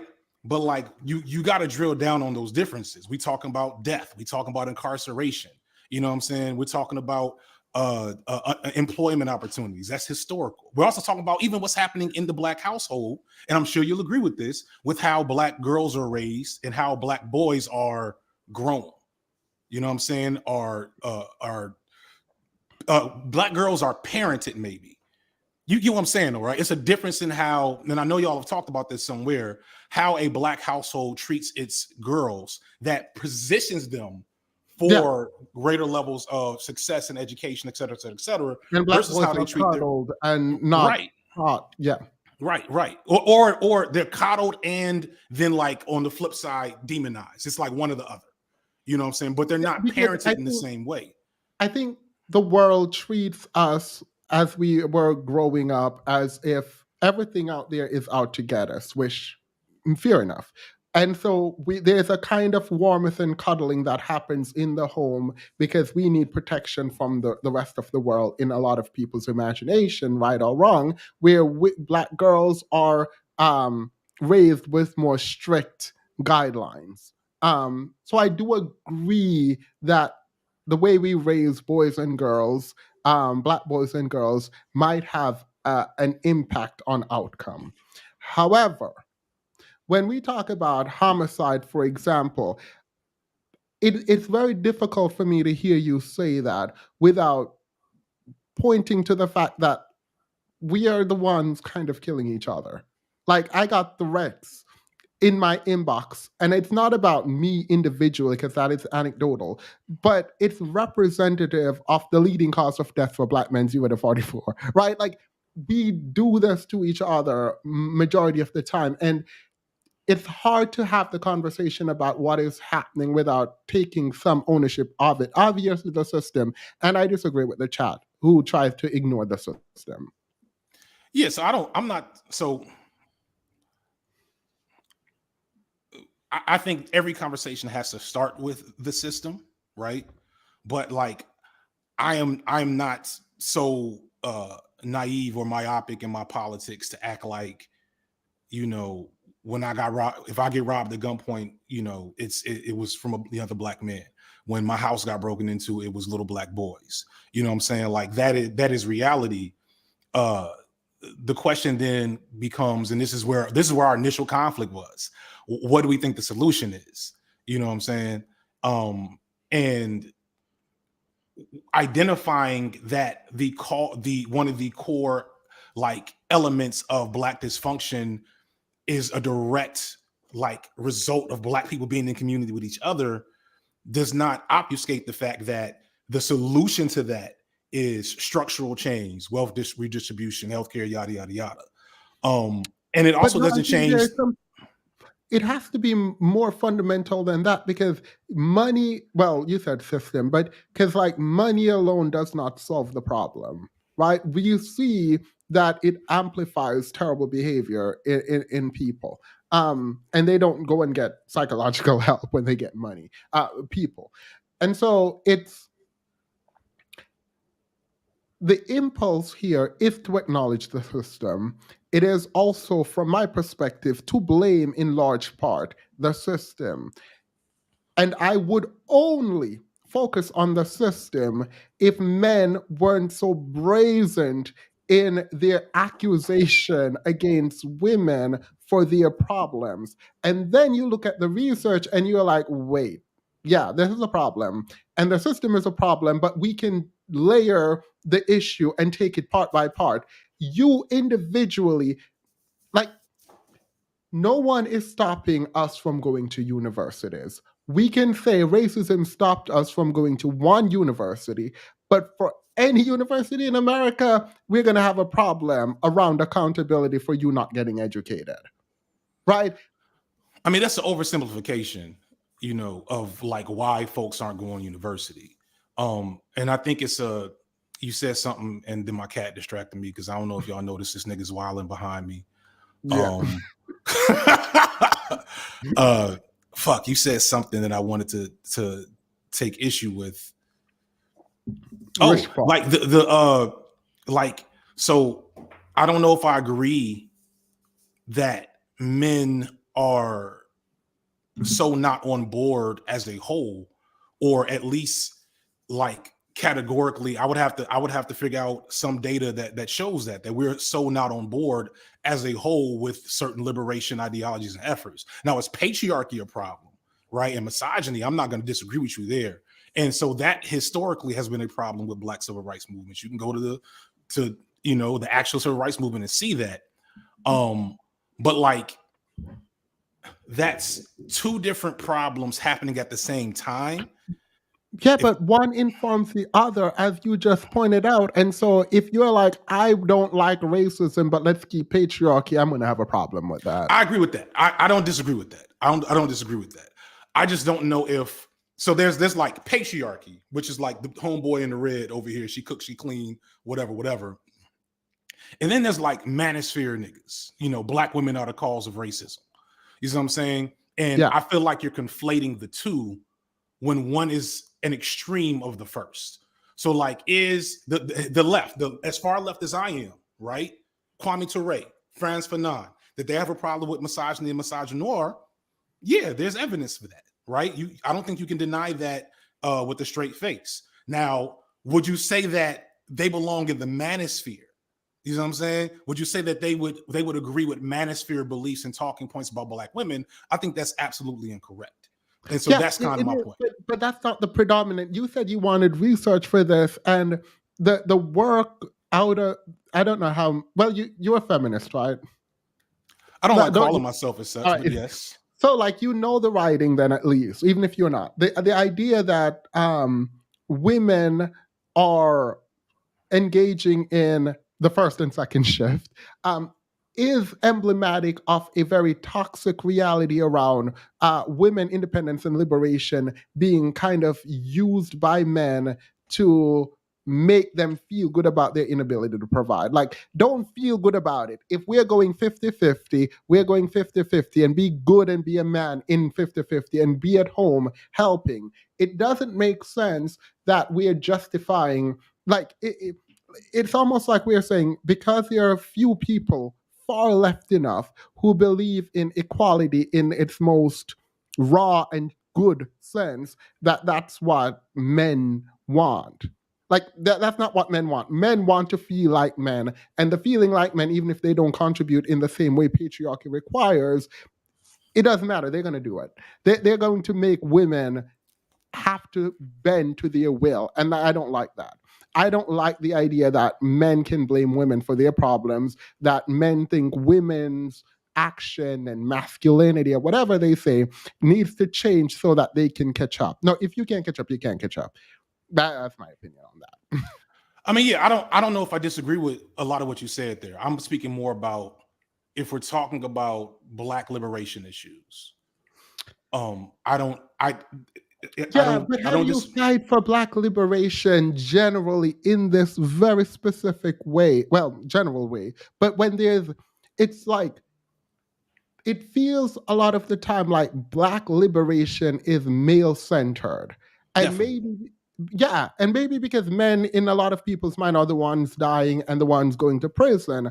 But comparatively, compare Black women to other groups of women, the same thing is happening. And we tend to we keep comparing Black men to Black women to find out who needs more help, when it again should be Black women are incarcerated at a higher rate than other groups of women. They die. The pregnant. What is this? The idea that women. Yeah, well, maternity, that's what I was going to say, but I wanted to switch it to the idea that even the medical field do not know how to engage with Black people and Black women Black women specifically. And so it's like we keep comparing men to women in terms of who needs more help. And it's very weird to do that in a patriarchy. Regardless of if we want to change patriarchy, we currently have one. And women, Black women, compared to other groups of women, are in need of a lot of help. And we ignore the help that they need to focus on us men. And these women somehow find a way to still do well. We're doing poorly generally, but to do well enough to be notified, for other groups to notify the world of it. And that for me is like really amazing. Like, I don't think we appreciate the struggle Black women go through because we keep comparing them to men. But men's struggle generally of all races in the US are different from women's struggle. Yeah, I completely agree with that. And I think that's what's frustrating about the gender wars discourse, is that it's like we fighting each other over a shitty prize. And we act like the victory lies within the defeat of the other, when really we fighting totally different battles half the time. So like, yeah, I don't know if I disagree with the framing that civil rights tends to be men-centered, or that we don't engage with Black women's problems in an accurate sense. I just, going back to the point of there's a Black liberation effort. It requires both Black men and women. It does have historically issues of misogyny, misogynoir, and patriarchy. And those issues are apt to be exploited and exacerbated. Petty, jump in and defend me. This your cornbread tube audition. You got to talk about bell hooks. I was stuck on one specific part regarding giving the men money and then they become more degenerate. And I was wondering, does it Nobody said that, but you go ahead. I don't even like that word, degenerate. Me either. I said it amplifies bad behavior. All right, team up against the only person without a high school diploma. Well, no, it's not. That's not even that. That's not directed at you, Petty. And not to drag the chat. The chat tends to be a little more conservative over here. They may not realize. Really? It. I don't know why. I posted a video on reparation, and they try to drag me like I care. Yeah. But I was wondering, does it matter how they get the wealth? Because I do remember you citing research that showed something maybe about welfare. I think you were opposing someone who was like, welfare took Black men out the home or something like that. And you were saying putting welfare in the community, I think, lowered the crime rate or something like that because they didn't have as much. It was food stamp in the 1990s, early 90s, where food stamp for cities where food stamp was allocated or distributed at the beginning of the month, they found that crime rate went down at the beginning of the month and then increased after food stamps or any kind of help from the government ran out. Yeah. All right, FD, you're on your own. I got nothing. Wait, what? Wait. That sounds about right to me. You give people money, they less likely to do crime. That's socialism. That's what we trying to do in this bitch. Like, like you give people money and the things they need, You know, that's why I don't like the word degenerate, because degenerate tends to be used as like a character defect concept. People call Sexy Red degenerate. You know what I'm saying? No, I don't like that. Yeah, and go ahead. I'm sorry. I hope the point that you were trying to make is that money doesn't amplify bad behavior, Petty. I was just combating the point that giving the solution can't be money. I would pose if there's a certain way that you can put money in the community that wouldn't cause the behavior to be exemplified. Maybe that would solve some issues that point people towards crime, but I don't know. Yeah, I mean, I think there are certain kind of crimes that run with poverty. And every sociologist and historian have pointed this out, right? And so to ignore that theft, for example, is one of such crime, would be intellectually dishonest. Homicide. It's a lot different. Now, there is an argument, rather, that lack of access to resources and thus nourishment and thus development can cause people to be maladapted, and thus bad behavior perpetuates itself in certain areas. That makes sense to me. I wouldn't argue against this. I, however, have a problem when you can't understand how health issues specific to Black women could be a result of our inability to provide good neighborhood and access to healthy food. That is very directly related, but we can argue that tangential relationship. I'm not about to do it. The other thing I had was relating to Black women outpacing white women on equal footing when racism is somewhat accounted for. They are the same or equal to, or above, same or slightly ahead, sorry. The research indicates that Black women become on equal footing or slightly ahead to a negligible amount, but Black men don't do the same with white men given the same circumstances. Yeah, they fall behind. Do they do good, well, poorly? They fall. So they would leave. When you say fall behind, are you saying like falling behind as in socioeconomically? So they move like still in poverty. Yeah, they move out of the middle class to poverty. Here's my question: how much of that accounts for white patriarchy? Oh, that's what I would assume the answer is. Okay, because and this is not to take anything. White patriarchy and also individual agency and bad behavior, but yes, I would. Right. I'm just. So the thing this is not to take anything away from Black women getting educated, but Black women getting educated is a byproduct of Black men not being able to participate in patriarchy like white men do. Like those white women are probably how many white women get their MRS? They go to college. They finish that degree and then they don't ever work because they find a man while they're there. You know what I'm saying? Yeah. And Black women can't find men in universities because they're just not enough there. And you're saying that is that a confounding factor to how much that outpacing of other women is? Does that make sense?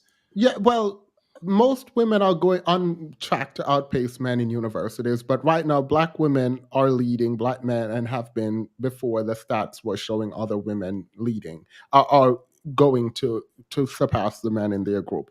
The problem here is regarding men in school, I am not seeing how men aren't able to get to school, right?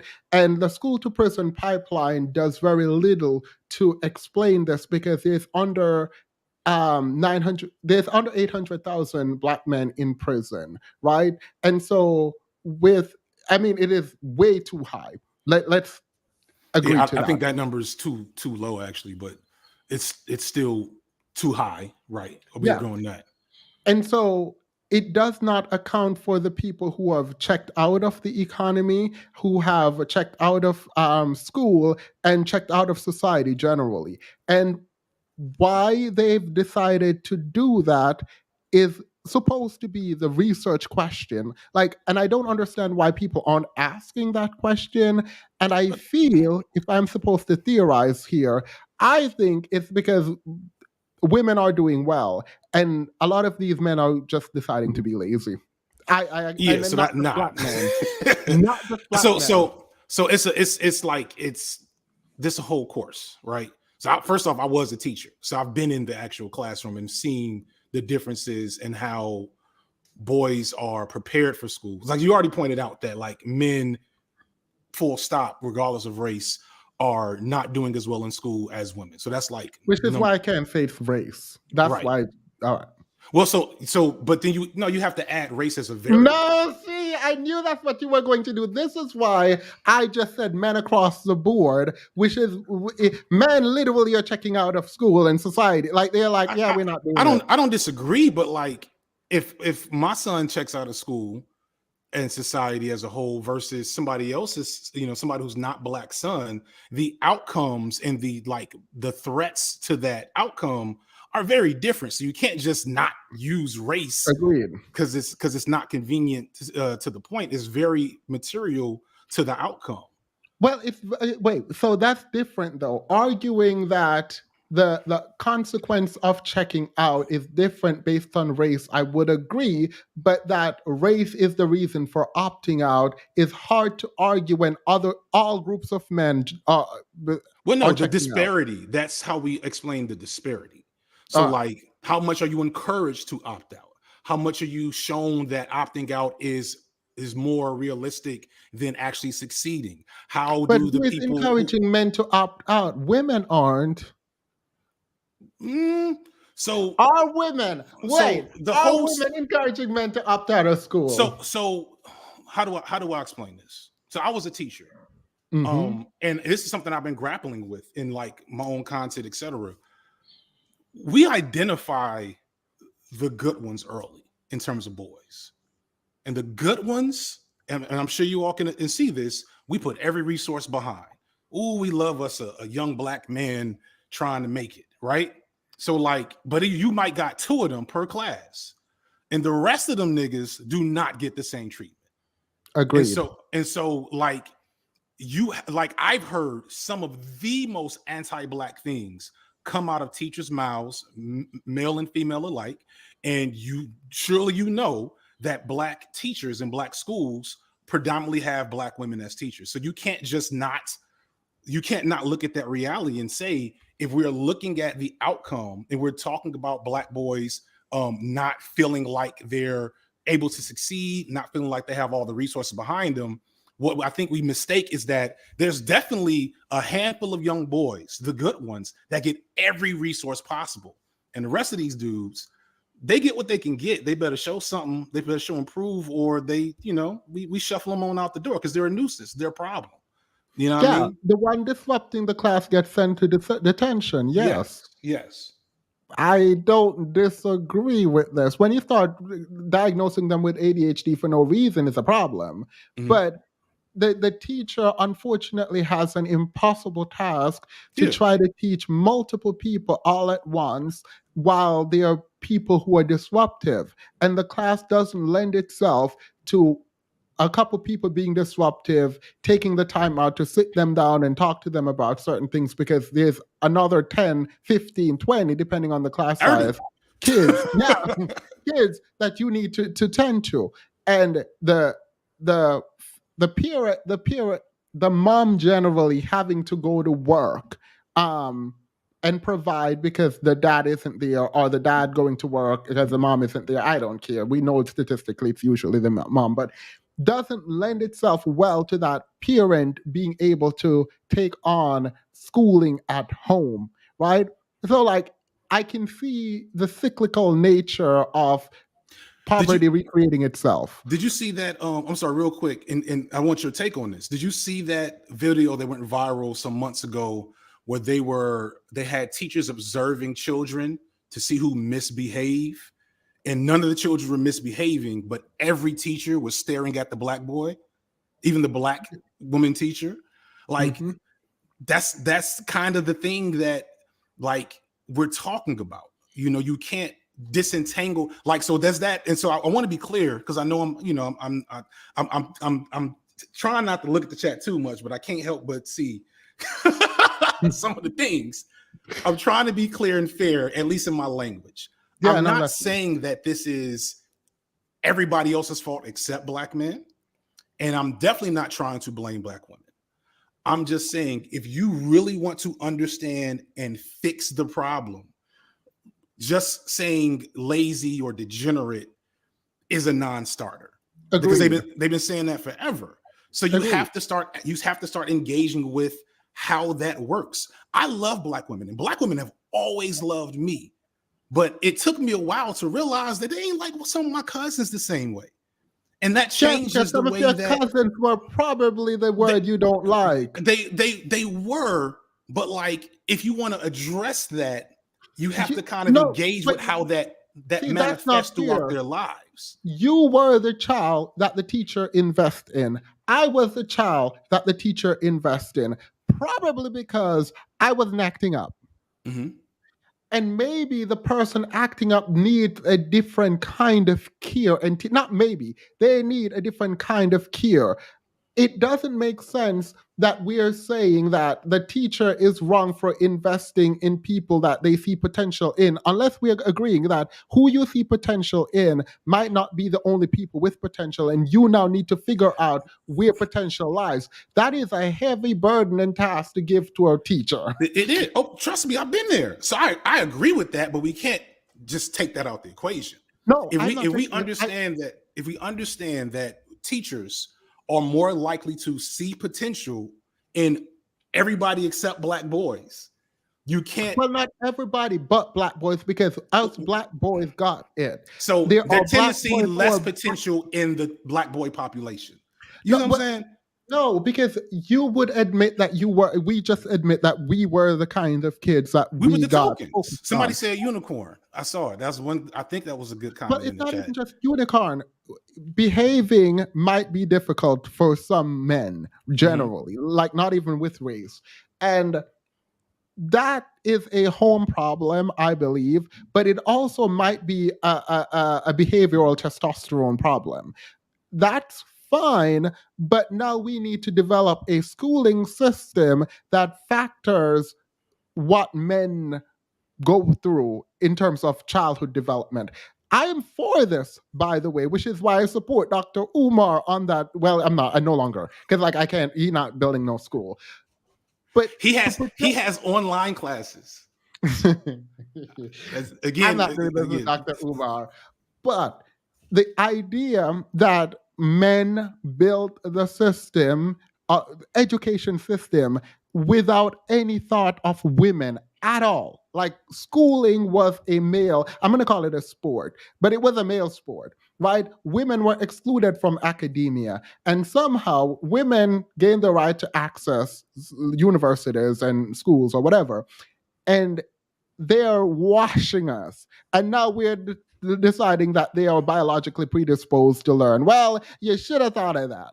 Like it's hard, and I'm trying to be empathetic because like I understand, but it's hard to sit here and say, oh, men just don't know how to sit in class and take instructions. It's like, you just don't want to. Have you ever thought, even though it's hard, maybe the teacher should step out of their bubble and work harder and put in more effort? As a teacher, I think you're right. Because the outcome would be valuable. No, so, I think we need more passionate teachers. We need to pay teachers more too. Yeah, passionate teachers, paying teachers more, better training, cultural competency. It's a lot of things there. I don't know if women are biologically predisposed to being better in school.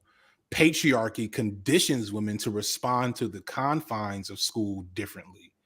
And then this devalues education on the back end.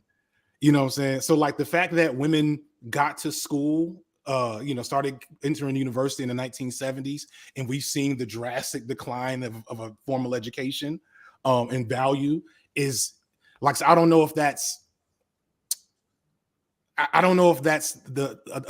an argument for the issue of dispassionate, low-key racist teachers. You see what I'm saying? Like you cannot, if we're pulling from, if there's 10 black boys and 10 black girls and 10 white boys and 10 white girls in one class. And yes, there might be 40 motherfuckers in the class and these motherfuckers. And the teacher only sees potential in one black boy for every 3 of everyone else. We have to reckon with that dynamic being a causal or at least correlative factor in why the outcome is what it is. You can't I just don't say these disagree niggas with lazy. you. I just don't know how much to put on it, because it's almost like you're asking teachers to see the kids who are causing problems as those that need with those who are with potential. I don't disagree with that assessment, But we it's also not. understand that causing problems is racialized. Bringing black women into it. How many black women get charged up on hair and clothing violations in these schools? Yeah, I just agree. for being built differently than white girls. So Yeah. like that's universal. So like I get what you're like. We are in an impossible situation where I don't know the data well enough to say the explicit functionalities of how this discrimination works, and I don't know the perfect solution to removing anti-black sentiment in the classroom. But we are not going to I don't agree with reducing all these complex, well-researched variables about what happens in the classroom to black children, period, and black boys specifically, to some of these niggas is lazy. You know what I'm saying? Well, Are no, some no, of these no. niggas lazy? Yes. Yeah, but that's one part. But the home life, I think, is an important aspect where I don't think there is a lot of discipline. It's hard to have a lot of discipline at home when the mom is overworked and taking on so many roles, right? And the child shows up how the child shows up, and the teacher is ill-equipped to teach that child from a home without discipline in that way. And I am not saying that these systems, because I do consider this a system, isn't to be blamed in part. But the fact that there's one parent at home, now we need to talk about absent father or absent mother and lack of resource and poverty. Like, Yeah, I so am for that. it's so many things. It's so many things, and we get very comfortable with comforting and familiar explanations to the thing. And I think one of them is these black boys lazy, niggas ain't shit. And while that is not an untrue statement to make in many a context, it should not be the prevailing. Oh, no. I wasn't talking about black boys when I said lazy. I was talking about university attendance specifically. I wouldn't dare talk about children in that way. No. Have you read We Real Cool? No, I have not. If you well, I would suggest to understand what my perspective, and this is Bell Hooks. She talks about like the specific ways in which black men engage with education and work, and how you can't unding the bell about racialized. So what's the name? What's the name of the song? We Real Cool. But I don't know when my wife gonna get here and I gotta go. We got to get into the debate. If you don't mind me switching subjects a little bit. Oh, go ahead. So you see what we just did. That was a debate, and No, I don't think that was a debate. Well, not a debate, but that was a discussion about ideas. We went back and forth. It wasn't a debate in the sense that some of these panels get that I would opt out of. I often act like I don't know how to talk, but I can talk. At least I think I can. Yeah. But everybody can't. You know what I'm saying? And then don't make videos online. Why? Why shouldn't if you can't talk, if I can't dance, why shouldn't I sing? If you can talk, why are you telling us what we need to do and what talk about? I can talk. I can edit. I can direct. I can storyboard. You know what I'm saying? I can do all these things. I just can't sit up here and go back and forth effectively. Now I'm not gonna lie that interrogating ideas and that there aren't some essays I've seen. I'm like, nigga, you don't know what you don't know. Like, I'm not gonna say that's not true. And I think people misunderstand the idea that like the research process for a good video essay includes the Socratic method. That's, you know, the Queen contrapoints. And so with the Socratic method, you have to go and find the arguments against what you're saying and engage with those. Now, what I think, and Petty, because Petty is cornbread recruit, at least tonight. What Petty got at is that, like, you can make your video essay, right? I can make my video essay, and every video essay I make, well, not everyone, but plenty of them that I make, there's reactions to them, and that is the banter back and forth. And if I wanted to, I could make a reaction to that reaction. You know what I'm saying? And so, like, in that regard, you still get to engage with the arguments that are being made against you, and you have to go back and look it up. It's just, if it's happening in real time, you know, I hope nobody drags me for this, but I'm pretty confident I'm on the spectrum. I'm pretty confident a lot of people that like video essays, if you'll sit there and watch an hour and a half, pedantic, highly detailed, nuanced thing about a particular topic, whether it be the police or this rapper from 1997 that nobody's heard of, then sitting in front of a panel and having people, you know, go at you, it may not be in your skill set, you know? Yeah, but I will retract if that's what it sounded like I wanted to say. But I'm just talking about a simple interview at Floor where people are asking you questions and giving you time to think about what it is that you're saying, what you have said, and just converse about your ideas. It feels odd to not be able to, in real time, talk about what you edited. Like, it just feels like... So I don't think that's not the case for me for the most part. Well, I don't know if that's the case for everyone in terms of, like, can they not talk about their thing? But being interviewed is still a skill set. Like, that's like, we teach job interview skills, you know? Everybody that goes on, David Letterman. Am I showing my age? I don't know. But like, but you know what I'm talking about? Like, when you go on a talk show, it's Breakfast Club, you can tell the people that go on Breakfast Club that got it versus those that don't. And so, but so I'm not disagreeing with the idea that, like, initially when I came into the game, I was very anti-debate, like, categorically. I didn't see any use for it. But I was wrong in that regard. And I recognize that there are people who, you know, don't learn nothing if it ain't in the podcast. There's people who don't learn nothing if it ain't in the book. There's people that don't learn nothing if it's not a panel attached to the information. So it's you know, it's a matter of, that particular part of it is a matter of, one, skill set, two, like the desire and value of it. Because I come talk to you, even though we agree on a lot of things and we disagree on a lot of things, but I see you as intellectually honest, and I don't feel unsafe here.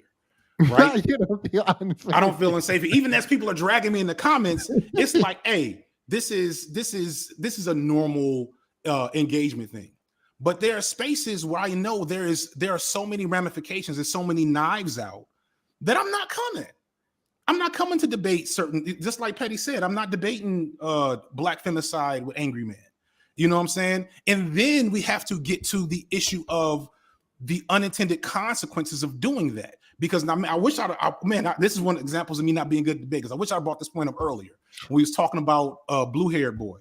Wait, before you do this, I do agree that not everyone should get your time. I don't think you should validate certain talking points. I don't think you should engage, because in engaging, you're equalizing yourself with someone, in my mind, if you're debating, interviewing differently. But if you're going to say you're debating, I think you've I don't care what anyone says, ideas to debate. You better win, right? But I don't think that is what I mean when I say you should have your ideas interrogate. And I don't think, hopefully you guys don't think I mean go debate angry men about anything, actually. Like, the person matters. But I just want to clarify that. Quickly, do you feel like this was an interview the past, like, 40 minutes? No, I think it was a discussion. Like, I feel like it was a debate. I feel like it was What were we debating too, but debating? I thought we stuff. mostly agreed. We did, but we debated the things we disagree. We're debating right now whether or not this is debate.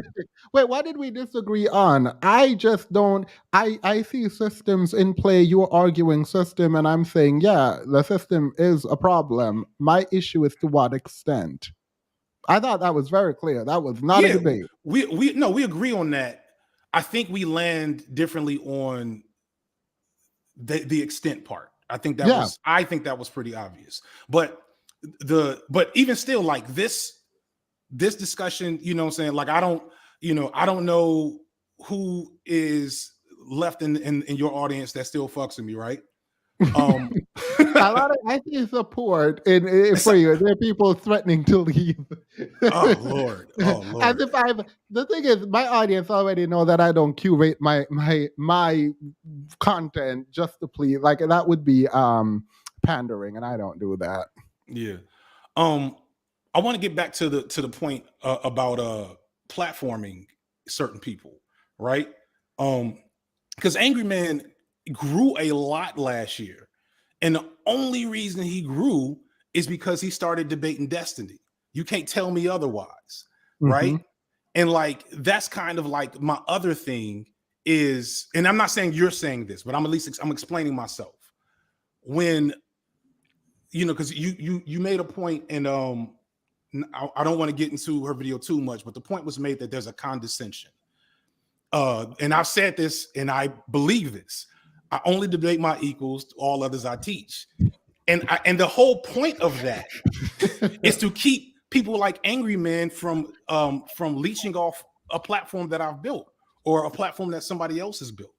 And like you cannot disentangle the fact that there is a vampiric drama economy on YouTube. Now, everybody doesn't have a big piece of it, right? Like everybody is not insert, drama streamer here, so I'm not saying everybody shouldn't debate, but I think my personal perspective is that it's much more cynical than people let on. People put out, like in the chat, people are still telling me to debate Destiny after this dude donated $10,000 to the police. You know what I'm saying? No, so I do agree with you fully on the parasitic nature of YouTube. Like if I go to someone's panel, then cause a bunch of issues, then come back to my channel and talk about how I dragged and won, like that can build momentum on one's channel. I think that's insidious. That's beneath me. I would never do some foolishness like that. However, there is strategy in who you decide to debate. So like I would never debate Angry Man. I would never debate Mr. Let Go. Like I'm not going to debate these people because I am not about to lend, if not audience, because they are bigger than me, but credibility to those people. I would never do that. But there are certain people who I disagree with that I'm definitely willing to talk to because it does, like, I want to investigate someone else's idea. I want to understand what they're saying, and I want to see if I am wrong or if they're wrong. Like, I want to see their thought process. And I feel like the bubbles are created with a I am right ear of superiority. And I think that is fundamentally flawed. That is not a good way to engage discourse, to think that everyone else is wrong and you are right. Like, you could be wrong, and maybe talking to the people who you disagree with in good faith is a way to find out that, you know what, maybe I need to change or do more research or, I don't know, improve this area of my thought. So that is a thing. And that is, I don't disagree with that. The other element to that is that once it's here, it becomes content, right? So I have conversations on a regular with people I disagree with, and I'm constantly consuming content that, well, not everything, but like many things that I disagree with so that I have further understanding. I can't speak to every video essayist, but I'm confident that this is relatively common among us because that's partly where you get your ideas, right? But when it comes here, it becomes content, and that changes the entire dynamic of the situation. And it becomes a risk equation. That was a mistake, I made with, old girl, of like, let me make content out of this issue, not thinking about the ramifications long term. You know what I'm saying? Especially when I think at the time I was maybe around 300K. You know, now I don't agree, and you pointed that out about, you know, certain results of that, but like I still wish I didn't do it. You know what I'm saying? So like when we're talking about me and Foreign Man are gonna go and debate, insert Black Manosphere guy here, right? First off, like I've been on a couple of those panels. It's most of the time it's not a real intellectual conversation. Yeah, I'm sure you, right? So it's like, but before you go, please let Fireman know that I'm still waiting, because he told me he disagreed with me and he needed to drag me from my platform and where it's heading. So I just need him to know that I'm still waiting for that drag. Continue. okay, Sorry. I will I will relay that information. But shit, you just threw off where I was going. But you made a good point that like if you go in and you debate, and this is the thing you were critical of me before, because I don't have the same like mentality, but I understand for content. You made a point when I went on. What's the brother's name? Oh, I know. I don't remember his name, but I know who you're talking. The one that I was reviewing. Yeah, you made the point basically that I did not push back effectively against certain things he said. And I was of the mind that that was not what I was there for. But one thing I left with from our conversation is that if I am appearing on the screen for content, then I am representing every politic that I say I stand for. And so thus I have to be ready to win. And that's just, you know, and that ain't me. And I don't think that's most video. I think most video essayists at their core are creatives. A lot of us are coming from, you know, all these high, academic backgrounds or creative backgrounds. Not everybody's an academic. That's, you know, in cornbread too. And so, and that started as a joke, but then it stuck. And I don't mind it. You know, see me say it, pull up. No, I like Foreign Man, by the way. This is not drama that I'm starting. He said he had discussion. The thing is, agreed, and not everyone is equipped to debate, and I don't want, like, I'm not saying, oh my God, debate and win. I'm saying go to places that aren't necessarily in your bubble, but aren't fully hostile to you, but just disagrees with you. I find it kind of insidious, the kind of exclusive nature, not of the club, be friends with who you want, but of the people who are engaged with. Like I find, oh, Petty, sorry. People keep saying poor Petty. Why?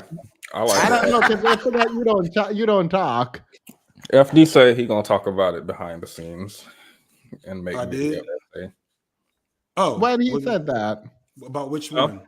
That's what I heard. I heard FD say, "I do discuss and debate these topics privately, but not for content." Yeah. Oh, you're talking about what he said to Kidology. I hate you for this. Why do you do this? You want people to come for interviews on Not Hostile channel where the chat is like BLM and I wish Cynthia was up there to tear you up and we need Destiny up here, coward. Just a safe, reasonable interview. Like I feel like that's a setup. The fact that you think you did set me up last time. You when I came here, I don't remember why I got here, and we had fake Abba on. Wait, the time when Destiny showed up, and then Destiny popped up right after I left, and it made it seem like, and people in the chat was like, FD ran from Destiny. No, because I very clearly said FD is up here and Destiny's behind the scenes. I'm going to remove FD and get Destiny up because they decided they won't have a conversation previous because Destiny did not pay the money where it's supposed to go. I said this. And then I removed the stream completely so they can't say you came up and didn't come up, whatever. They did because anyway. those are two separate videos. They were two separate videos. Yeah, I agree. Like, so when I said you set me up, I was mostly joking. No, I know you're joking, but I just want. But I actually was trying to emphasize the point Petty is making. Petty is on this side of me. I don't know if that's what y'all saying. Yep. The point that Petty was making, and that it's impossible to guarantee the interview unless I've vetted a space that I know I'm not gonna run into overwhelming nonsense with, and it's gonna be a waste of my time and a waste of my effort, I ain't coming, right? Because of exactly what happened. Even though you said, even though you told the truth, right? To Destiny's followers, they just did not hear that shit. All they did was see somebody just put in the chat. Nah, you ran. See, like the chat is just being antagonistic now. Right. To both but that's kind of my point, though, is that like the format breeds antagonism. So if the format breeds antagonism, who I get paid to make video essays. You feel me? Like I'm not coming and putting myself in an antagonist position and tiring myself out in a venue for a skill set I haven't practiced for, I haven't mastered, for the sake of satisfying a greatly, some people that are just seeking intellectual discourse and learning and knowledge, but they're in the minority. Because if that was the majority of people, a lot of other channels, yours included, would have much bigger numbers. It's the reason, it's Destiny's lack of care for who he platforms and general not caring of any issue other than getting more people on his stream, why he's the biggest person of his ilk. Because he don't care who he put up there. Huh? Destiny is behind the scene. I'm sure. I'm kidding. I'm sure he is. I'm sure. I leave. I gotta order me some food. I thought I was waiting on food with my wife. I'm clearly going to bed home. People can't keep saying you run because you told him to put money somewhere. He doesn't put the money there. So why would you? Like, I understand it. And I've said this about respect around your decision to not engage, specifically debating him. And I think there is a need for you to kiss the ring, and I don't like that need. I don't like that. So we mean like when because I don't kiss the ring. That's like Destiny's ring. Like I think there is people want to see you lose to Destiny. Yeah, or for us to be friends. It's really fucking weird. There's like half of his community wants to see Destiny beat me. The other half wants me to come over for cookies, like he did with the white supremacists. You know what I'm saying? And sorry, like it's not happening. I mean, if I didn't respect anything, that's the one thing that I do respect, is that finally someone who is like, I'm not gonna bend. Like personally, I think Destiny's approach is a good one in the way that he fought the manosphere. I lived for all of his debates. I enjoyed that. I ain't watched shit else since. No, but I do. It's not very often that we see a black man not capitulate to whiteness. Well, that's what Cornbread Tube is for. Cornbread Tube is a game. So I was here for that. I don't give a lot of credit away in this way, but I will give that one credit. Well, let's be clear though. Let's be clear. Ooh, this is about to be the shadiest shit I've said. Destiny not getting the best niggas on his platform. Let's be real. He's got Madness for Niggas and other black moderates to conservatives that are trying to leech off of his what they call them, orbiters. You know what I'm saying? Aside from Abba, who built his platform separately from Destiny. I'll give Abba that. But I would have agreed with you. I don't want it to turn into a Destiny conversation. I don't want it because I've done so good. I ain't ate. I would hate for him to react to one of my videos. I don't want that kind of attention. However, I did like, because if we're talking about going to the root, he did go to Rollo Tomasi and destroyed him. So I don't think it's not even on his own platform. He went on Fresh and Fit podcast with Roller and some other guy, dragged them for filth. And I was like, he was part of the destruction of the manosphere in my book. So I have respect for what he did in relation to the manosphere, because they were growing toxically, and I hated every minute of it. See, I hate every minute of it. Agree with that. I think the death of the man. Well, first off, I don't know if the manosphere is dead, right? It's not dead, but he was mutating. What I say, mutating. I don't know if the manosphere is dead. Just like Kadology is like bread tube is dead. Like the numbers don't show that, right? And I would say the decline of the manosphere mostly has to do with Kevin Samuels dying. Because let's remember the manosphere was a niche, nothing community, and then COVID hit, and everybody blew up off COVID. No shade to my fellow video essayists. It's a lot of video essayists that blew up off COVID that can't match them numbers, right? Yeah. So everybody blew up off COVID. Only the people that are really good at this content creation stuff have maintained the momentum they got during COVID. Kevin Samuels is one of them. The rest of the manosphere niggas that he kind of gave shine to, these are not the best dudes, right? Yeah. So when Samuels died and couldn't be the Avengers, it's like Marvel universe right now. The tent pole is gone. Without the tent pole, there's nobody to leash off of. You know what I'm saying? And people are less interested. You know, so yeah, I just Fresh and Fit. Getting demonetized is probably the next biggest blow, but that's YouTube. No, that's the decline started when Kevin Samuels passed. There was a vacuum, and for a while there was a ton of red pill content, Black Manosphere content too. I see what you're doing, and I understand it, and I agreed, but I personally give some credit for his engagement. It's for dragging them. Yeah, we can move off because I hate. Yeah, we can move off. Petty, what you thinking, man? You got Pickle Rick behind you. I actually disagreed. I think we've been in agreement for most of the night, but specifically that Destiny doesn't debate like smart Black people. I think I've seen him debate smart Black conservatives. Like, have you ever heard of Jesse Lee Peters? Oh my fucking God.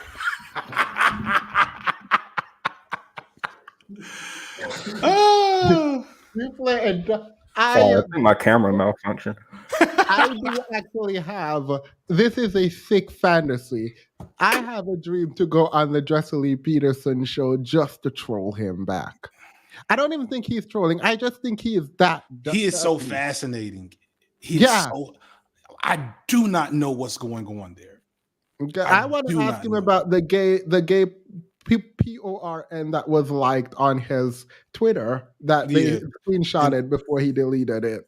And the stories of him having proposition people in his crew and community. That's a weird dude. That's weird, and I want to ask him all about it. Yeah. So at the end of this discussion, where we all posit our equally important ideas, all three of us, do we feel like anyone moved the needle in any direction? See that? Do we have to move the needle? Somebody in here thinks differently because I was here, but like maybe one. Yeah, but then Angry Man's audience also grows. Like no. I think people are seeing cornbread petty. Period. Y'all need to take him over. So I don't want to get into no fights, but there's certain associations we don't really rock with over in Cornbread Tube, and certain sentiments and anti-feminist conservative talking figures. So like I don't want to. I'm being tongue in cheek. I don't want to like this. I hope this didn't. Yeah. So I was told. Promise nobody. I was told that I couldn't be a part of some group of y'all because I was associated with Sinchi, and I politely told the person who told me this. Ask them, when did I ever ask them to be invited to any of their foolishness? I have never reached out to any content creator on here and asked them to be a part of any group. Why are you telling me what I'm not invited to? Girl, I wasn't coming. What do you mean? I don't know nothing about that. I stopped inviting people a long time ago. I was like, hey, this is. I can say it wasn't you. Yeah. But yeah, no, I understand. Like, I do respect people who want to keep their space. The thing is, I want freedom to talk to anyone and everyone that I want to talk to, that I find fascinating. And I'm not going to be kind of like captured in any of the foolishness politics online. So to be clear, so first and foremost, to talk about cornbread too, for real. The whole concept came. I don't know if you remember. Did you watch when I did Break Bread, the first one? Not the one where I damn near had a. Yeah. And I thought, being clear, I thought I had a stroke. I did not. When I realized playing back that I didn't say that well enough because I was crying in the middle of the recording, but I thought I had a stroke. It was a panic attack. So the first one, once I got on, right, I got chose, I got plucked out, and it was like, hey, you are now an official bread tuber, black guy. I'm like, this is great, but like, ain't no niggas. It's like it's T1J here, but he chilling, you know. So like, what can I do something about that? And so like that turned into cornbread tube, but not like as a specific clique, just like I am a leftist and I want Black leftists to have a bigger voice than we have on this particular platform. What can I do about that? And so like anybody that at least we haven't co-signed, I haven't reposted your video, we don't click or do videos with each other. If it's not on some like, ooh, you can't sit with us. It's like, I don't really agree with your politics. So I'm not sharing myself with them formally. Right. Yeah. And, you know, and this doesn't mean I haven't popped up on more conservative spots than this. But why do you mean more conservative? Why this is not a conservative spot? Why do you people think? Not like conservative with a capital C, and not like Republicans and not Trump voters, but like I'm a radical leftist. So like I draw my line starting at Bernie Sanders. I'm apolitical. You know what I'm saying? Right. If you apolitical, to me, you right wing. You know, I'm not apolitical. I'm lying. You know, and so there's just different ideologies. So we're not trying to exclude anybody on some petty, you know, cliquish shit. It's when you have certain politics that we disagree with, and we've built our community on some explicit politics, then, you know, we are gonna not, you know, we're not gonna share and promote in like what you're doing. You know, yeah, no, I agree with you too. Like that I fully agree. I support that. Like, why would you want someone to share your content that they disagree? No. It's really bad for you, real talk. And then also crying about not being included. Girl, this is why people are not included. When you want so desperately to be included in things, that's why you get rejected. I don't like desperation, girl. Let it go. They didn't want it. Right, Petty? I like intellectual media. I feel like she just makes a video like every week. I like here's her the too. history of boobs, and then she don't beef with nobody. She's just chilling, putting out good content. I like that. That's not relevant to any of that. That's not relevant. I feel like this was a mistake, Petty. Why do black men act like they're? Oh my god! What is this? Alcibiades in the Peloponnesian War? As though they're prosecuted on all sides in ways black women are not, even though we black women are doubly oppressed but outperform black men.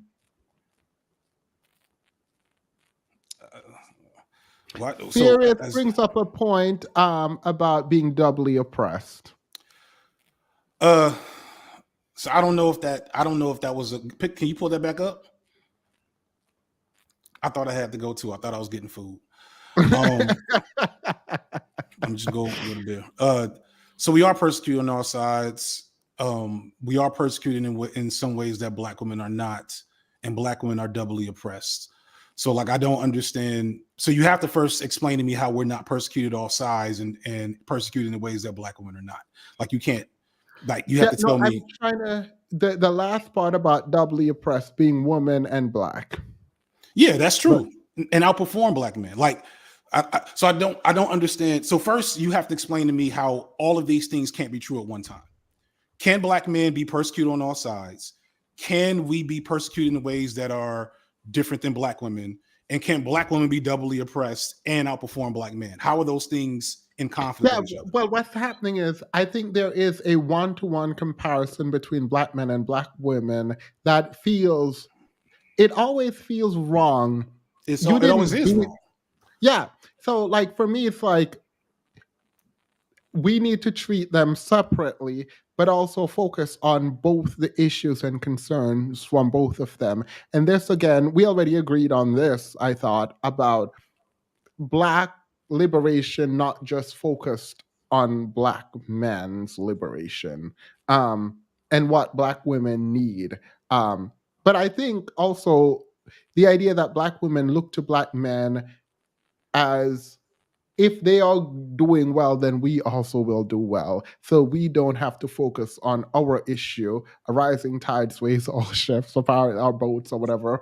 I don't like that. I think Black women should advocate for themselves and safety. That sounds like patriarchy to me. I don't fuck with patriarchy. Period.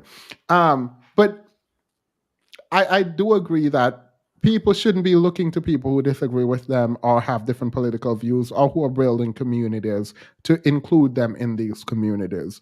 It's not about inclusion. I wish there were more high-level intellects in BreadTube and the right or whatever, having conversation and because I do believe that we're more similar than we are different politically. And we hyper focus on certain things and maybe even the means. And we don't really. So I agree with you about more different than alike, but there are outliers. Yes. And it's as those outliers get closer to the conversation, it changes everything. So Cynthia G comes on here on a regular basis, if I'm not mistaken, right? Yeah. I've never been here when Cynthia G's here, right? Yeah. And in that same way, I would never platform dude I talked to before. I would never platform the handful of manosphere dudes that I've talked to. I would never. When I did my Black Manosphere video, I digitally edited those dudes' faces out to remove as much clout as possible from talking to them.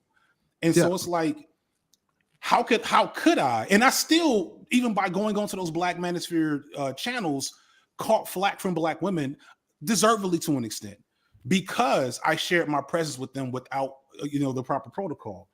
How could I call myself a safe place for Black women to come and have discourse if I consistently broke bread with people who clearly hate Black women? You know what I'm saying? Or I'll say whose politics directly conflict with even just centrist level. No, I think hate Black women is fine. You know what I'm saying? Well, I'm saying, I'm just giving you the spectrum, right? Yeah. And so and that's the thing, you can't ask for, and this is my thing with I'll say other political interlocutors, is that you can't say, I want fair and useful discourse. So here is, a foaming at the mouth white supremacist and this Black feminist scholar having a cordial conversation. Some people with that. Yeah, I know. I don't talk. I hope, but I feel like that would be straw manning what I would ever advocate for, because I'm not about to sit up here and talk to a racist. I'm not doing that. I think though, for example, I don't want to talk about Finchie because she's not here to defend herself or whatever, but Sin and I disagree vehemently on certain points, and we go at it. We have scheduled debates where we go at it. And I'm not saying everyone needs to do this, right? And so, if people saw Sin's ideas and they put that on me, they're lying. They're trying to manipulate and they're trying to talk down about me. No one can think about Sin's ideas and say, oh, Themis agrees with everything. That would be an absolute lie if you watch any of my content with her. And so, this idea that, and she's much bigger than I am, right? Well, no, it's more so about, I'm sorry, let me not cut you. No, go ahead. You can cut. No, you can cut. Okay. It's not about even saying that you are sympathetic to I would just say more extreme opinions that may sometimes get a platform here. It's about just genuinely how how would am I willing to engage in that type of conflict politic? You know what I'm saying? And should I be expected to? You know what I'm saying? If from what I know about Cynthia G and have seen, she's an amazing debater, right? Just she in there. So like, if I was to debate Cynthia, I would lose. But as I said in the chat before, like, convincing ideas aren't always correct ideas. And the experience of that, whether it was me and Cynthia G or insert, like the feminist that Ben Shapiro debates at his like seminars where he has control of the microphone. You kind of see what I'm saying? Like the spectacle of it all, it makes it so like you probably have a group of people collectively say, you know what, we're gonna go over here, and this is the things we want to focus on, and this is the explicit politics that we have in mind.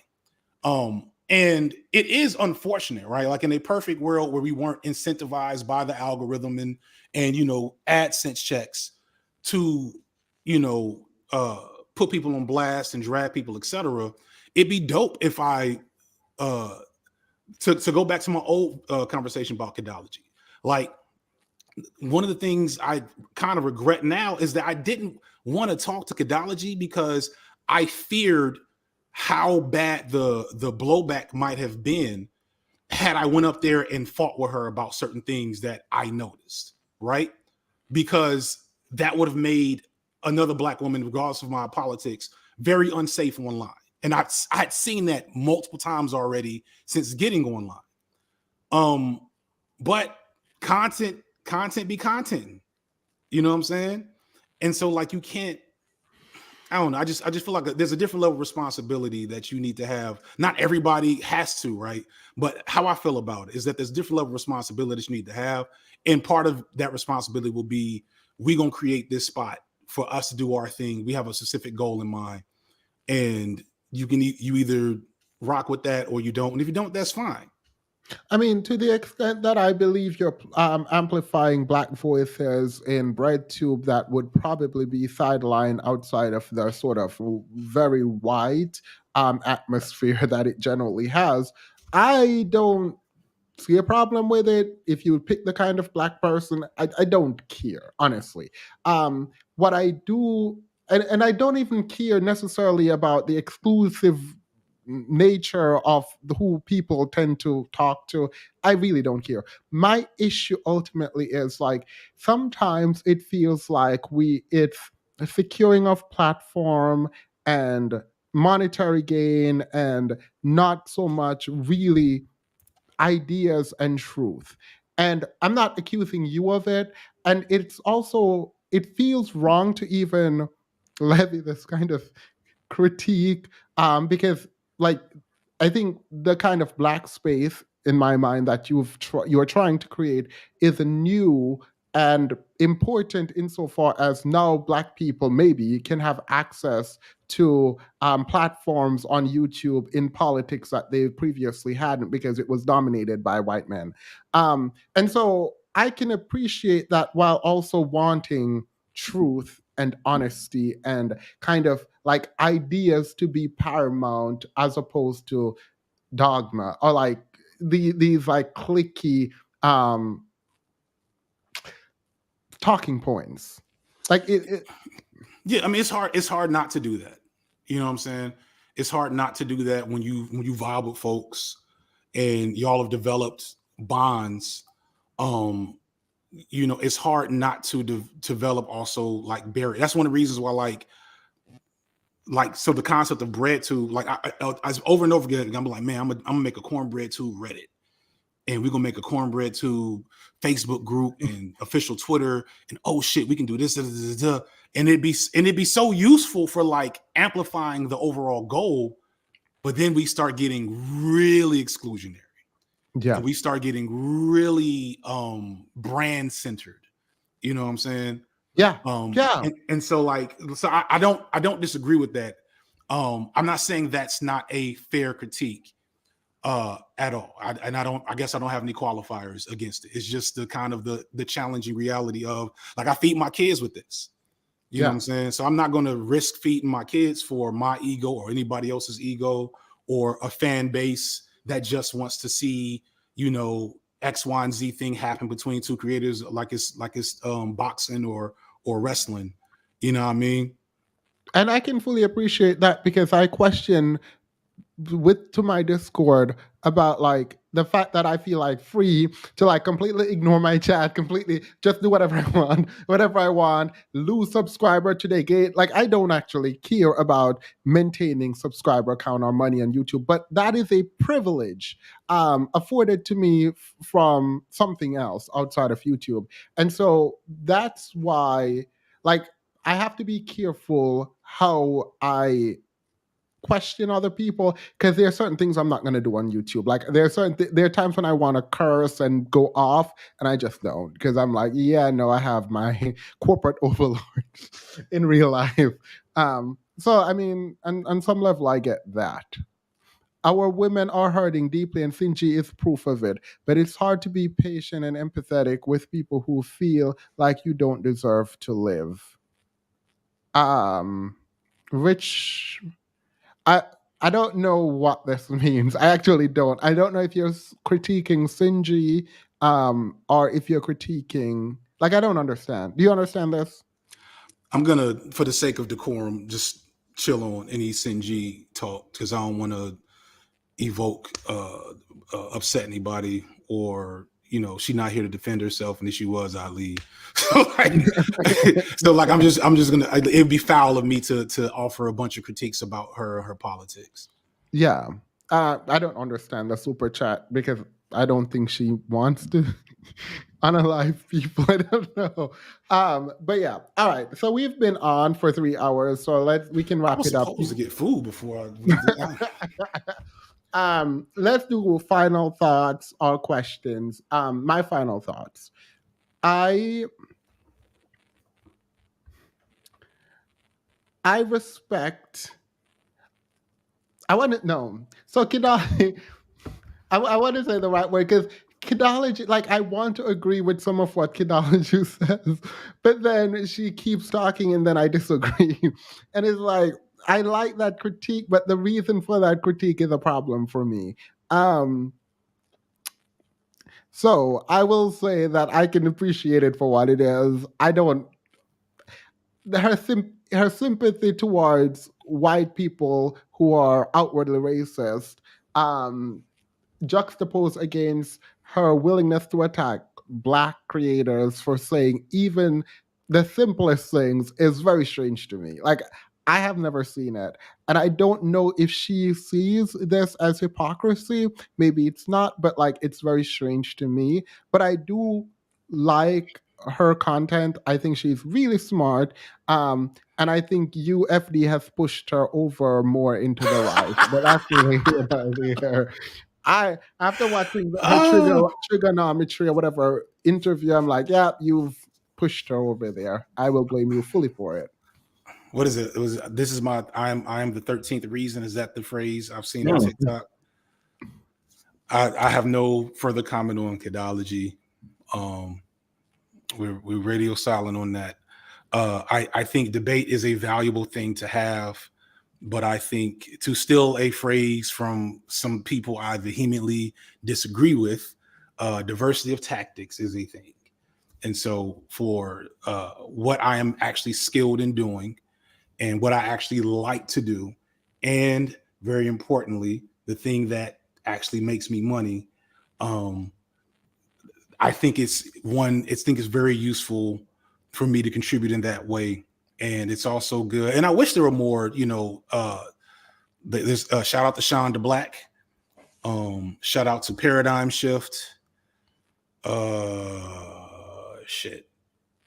That's all I can think of. And I'm probably forgetting at least one person, but these are like live streamers types, debate types, that do that type of stuff. But me, I like writing long ass scripts. And so I'll come here every once in a while to be drugged and abused by your chat. And people are saying they love you. Please, where? Love where? The love is not in the room with me. Love. You should see they should see them drag me one day. So yeah, but I say all that to say I do understand, and we do our best to avoid the cliquish nature of having built a wave of some sort, but it's kind of like it is what it is situation. Either we cross all the way over into some bullshit, or shit, joking. Some of these motherfuckers ain't joking. I stepped in here, somebody called me an incel. Thank you. Don't misrepresent me. Thank you. Thank you. They're definitely not helpful. Here's one. Thank you, Cora. Ooh, I'm about to fuck up the name. It's a little bit of love I got. Cora Stoker. I appreciate you. I think they like you. They're lying. They check out the B-sides. The B-sides are shorter. They're messier. I talked about Keith Lee today. I talked about Jada last week, and stuff. Oh yeah, we did talk about Jada too separately over here. Yeah. Now we're doing our book club. We're reading her book. I think I popped up for that one. We just made it upstairs, nigga. I hope the people are leaving a like on the video. It helps the algorithm. And thank you for coming to IDGAB featuring Prince Petty. Since I was not the main event, but it's fine. I guess I will cap off this conversation by asking the question that we're all waiting for an answer to. Did you debate Themis today, or did you teach him? I consider Themis more than an equal. Oh, I've said that before. Themis is a great debater. He's a good thinker. We disagree on some elements, but I think fundamentally we agree on most. So like, yeah, I wouldn't have came here if I didn't have that respect. Okay.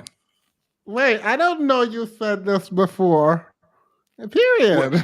I told you before. You made a short out of it. Did you make a short out of it?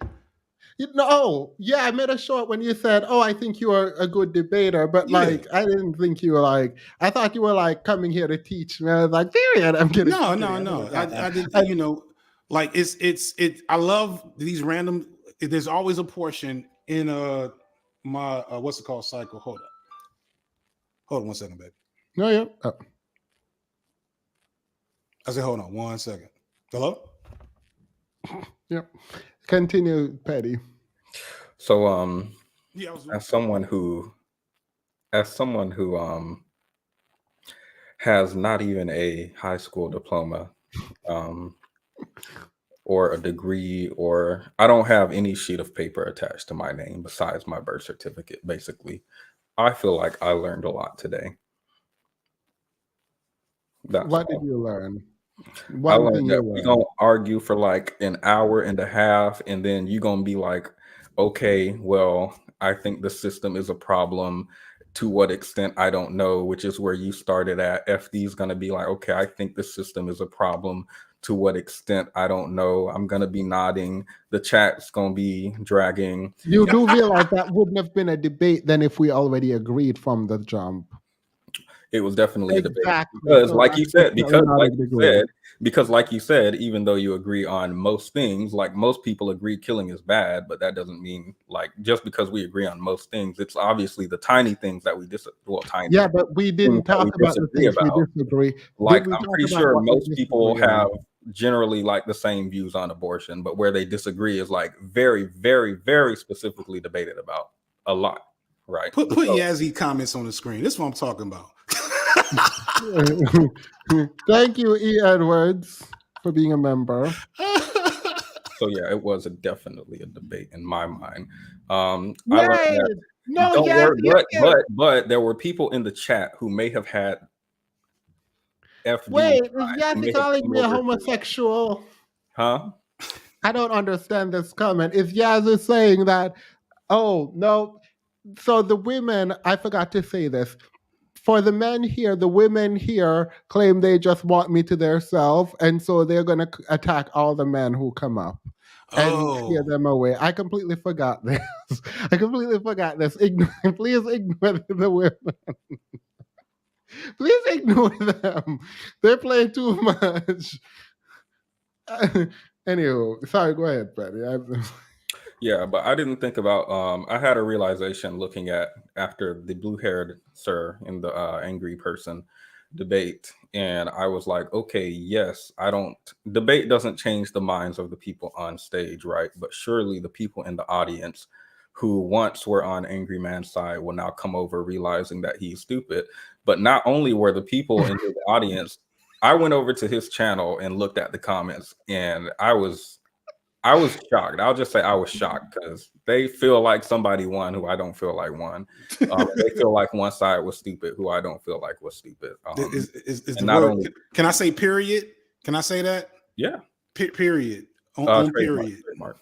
But yeah, not only did he not, if he lost people, I feel like they were exchanged, or maybe even he gained something from it. So I'm like, okay, maybe I'm not like, it's cannibalizing people's audiences. That is a thing. That is, people do that. People will make a video about you so that they can literally intertwine your algorithm.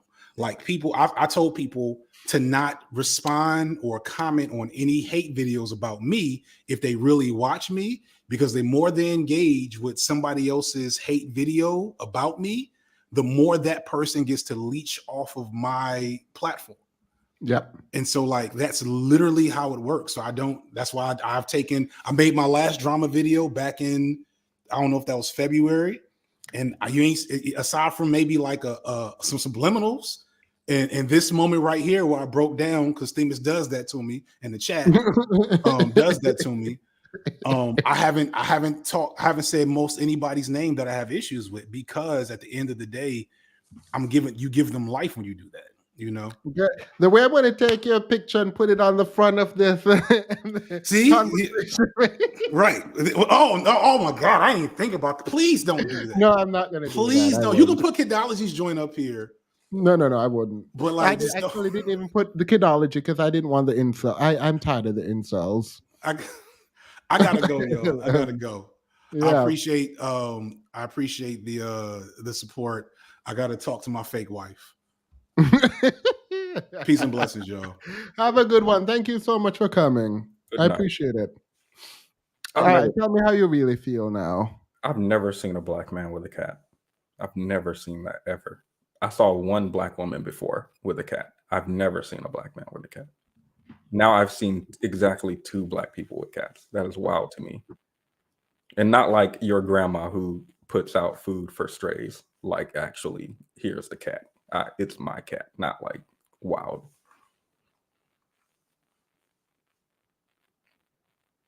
You trying to think of just one that you've seen with a cat? Is that what you're thinking about?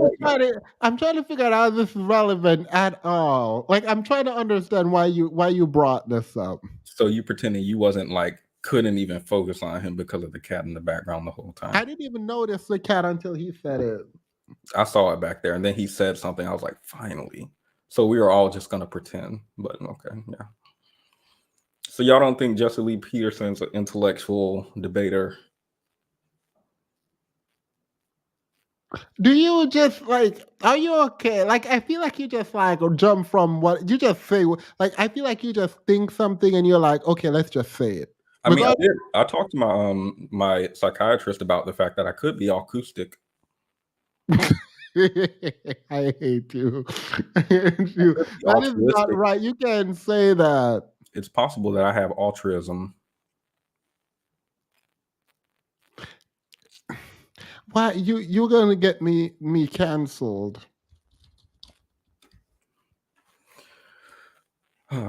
It's fine. So you have seen a person with a cat, a black person. Let's go into the break and then come back. Okay. In the after show.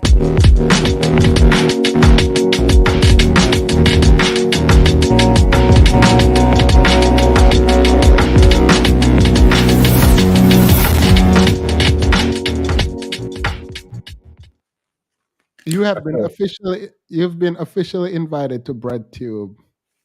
I should have put these on when it cut and just pretended like nothing happened. You thought about it too late. Yeah, I was reaching too late. I was like, I have the invitation to Cornbread Tube now. I will be grifting, and I will abandon all of my morals and beliefs for the check. Period. As you should. Can you read the super chats, please? From LB, $5. Thank you. Wait! I have 5 months. I need relief. FD was a teacher, right? Not is. I'm praying. Because his rhetoric, it is to the detriment of Black boys. How do you feel about that, Themes? His rhetoric. FD rhetoric is to the detriment of Black boys. Because he's going to focus on them in class. What is your opinion here? I think this comment makes it feel like FD's like, lay down and die. We can't do anything. But I didn't feel that. So I felt some of that. Angry Man is a good content creator. The whole angry gimmick is his thing. Richmond Potters, if you are still here, Penny, you don't have to stay for this. I want to talk to you. Drop a 1, Richmond, if you want to come up and talk. You don't have to come on camera. Continue talking. How'd you get here, buddy? You know what's funny? I went over in his comments. I'm here. I used to be a fan of Destiny, but he's just gone too far left. Anger Man is poignant with his presentation, and Destiny just can't handle. I was reading some interesting comments. I was like, what? Angry Man. Facts. Destiny couldn't handle it. He was about to cry. What real man has blue hair? He said he's leaving. He can't come up. I figured as much. Yeah. Some people are good at running. He's a runner. She's a track star. She run away when things get hard. How does the song go? I don't know. I hate people who don't want to defend their ideas. I hate people who just say something and then leave, and they're like they want to go back there. But I hate that with a passion. I hate it so much. Despise it. Have you been watching One Piece? Who? One Piece. It is actually, Themis and Petty, how do you guys feel about, seriously, you are the ones who have that perspective. Wait, I don't know what perspective. Come tell us. I don't know. One Piece is an anime that has been adapted on Netflix. It is so good. Like, I'm crying right now. I'm at the last episode, but it is so good. I literally cried. You're at the last episode? I'm going to watch the last episode tonight if I don't have work when I get off. No, we're all watching the new season of Bleach. That's what we're all into. That's what we're doing these days. We're on. Have you watched Castlevania Nocturnal? Absolutely not. I've watched. So this is a bad habit I'm trying to get rid of. I'm watching literally entire seasons of stuff. Like what's it called? Jujutsu Kaisen or something? I'm watching entire seasons through YouTube clips by accident, like from beginning to ending of the episode, out of order, all over the place. Like, it's a problem. I'm trying to fix it. I'm trying to think. Because I watch Castlevania and I'm watching Castlevania Nocturnal now. I like One Piece and I'm really sad that One Piece is going to end. Yeah, but there's no I had a dinner party. Dracula's not in that, is he? Dracula was in Castlevania. The first one. He's not in the Nocturnal. I made a charcuterie board. You want to see it? and I invited people over, and I had like my afternoon tea set up, but it was night. And these people just ate, and none of them watched the show, and I was really upset. Have you seen the episode with the ship captain? Yeah, that was my did you see it? Yeah. Isn't that like good? That's so good, right? I don't know, man. That looks like a conservative platter. I've never seen that in a liberal household. Yeah, I like that episode though. That's like my favorite episode. I like that when Isaac and the ship captain, and he's like, "Let me travel with you on your ship." Watch that one. Who was that?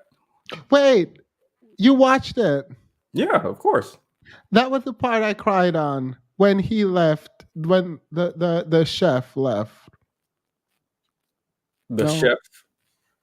Yeah, the guy who is the server. When he left his dad, I was crying. I crewed. I said the ship captain, not the chef. Girl, you're annoying. Is the ship captain a chef too? No, I don't care. I'm done. I'm confused. Did you watch One Piece? No, I'm talking about Castlevania. Girl, no, I was talking about the ship. The ship captain with the Jamaican accent or whatever. I don't know where he's from. So you haven't seen it, so you don't watch it. You lied. Just say that.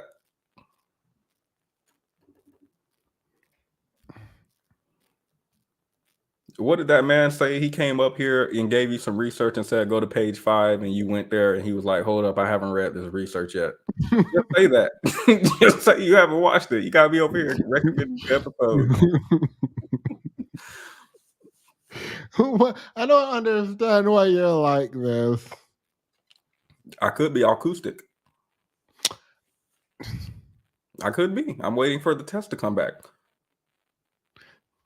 Shinji and his pseudo dad saying goodbye was in the fields. Yeah, look, when I said I literally was on my couch crying, I was like, wait, why am I crying? Why this is such an idiotic show, but like it's still so good. I was literally crying. I'm still you're on the last episode. Doesn't One Piece have like 7,000 episodes?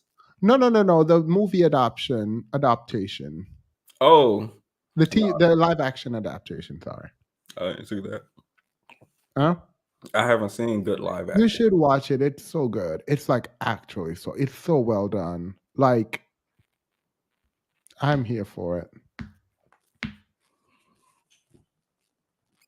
Can I trust your recommendation if you didn't go out for Halloween? I'm so mad. So the weekend before Halloween, last weekend, I went out Friday, and then I went out Saturday, and then I slept all of Sunday. And we were supposed to go out, a bunch of people, and we decided not to, unfortunately. Y'all decided to stay at the house and eat and not watch the show. Yeah, on Saturday. Yeah, on Monday I invited them over, like excited. I stayed cleaning up and doing everything, putting together this. They came, they ate, and everyone was on their phone while the TV show was playing, and I was so annoyed. Annoyed. I feel like they were black because I had a cookout and everybody just came with plates already. Like I've never seen people come with their own styrofoam. You know them plates that you can close and open and it clips. You know what I'm talking about? Yeah. Mm-hmm. I've never seen people show up to a party with plates. I've seen people be greedy and take like a plate or two home. I've never seen people show up with plates, take a plate and leave. No, someone said the captain wasn't his dad. Oh, I know. That's why it was so much harder when he found out that the bag of food. No, I can't give it away. Oh my God, I can't give it away. If y'all watch it, that one episode destroyed my whole life for a day. Why would I watch this and y'all didn't watch Sandman for me? Y'all didn't watch it. Loved it. No one else liked it that I knew, and that was so unfortunate because I thought it was so well done. So FD took Flies in the Milk down, but I downloaded it, and I downloaded the whole video, and I feel like it's only 2 3 hours, so let's go ahead and watch the entire thing. If you don't get this off my screen. My thoughts aren't related. That's why I'm doing the autism test. They have you put the circle in the circle hole, and the star in the star hole, and the square in the square hole. I got 2 out of 3. And they were like, just wait for your results.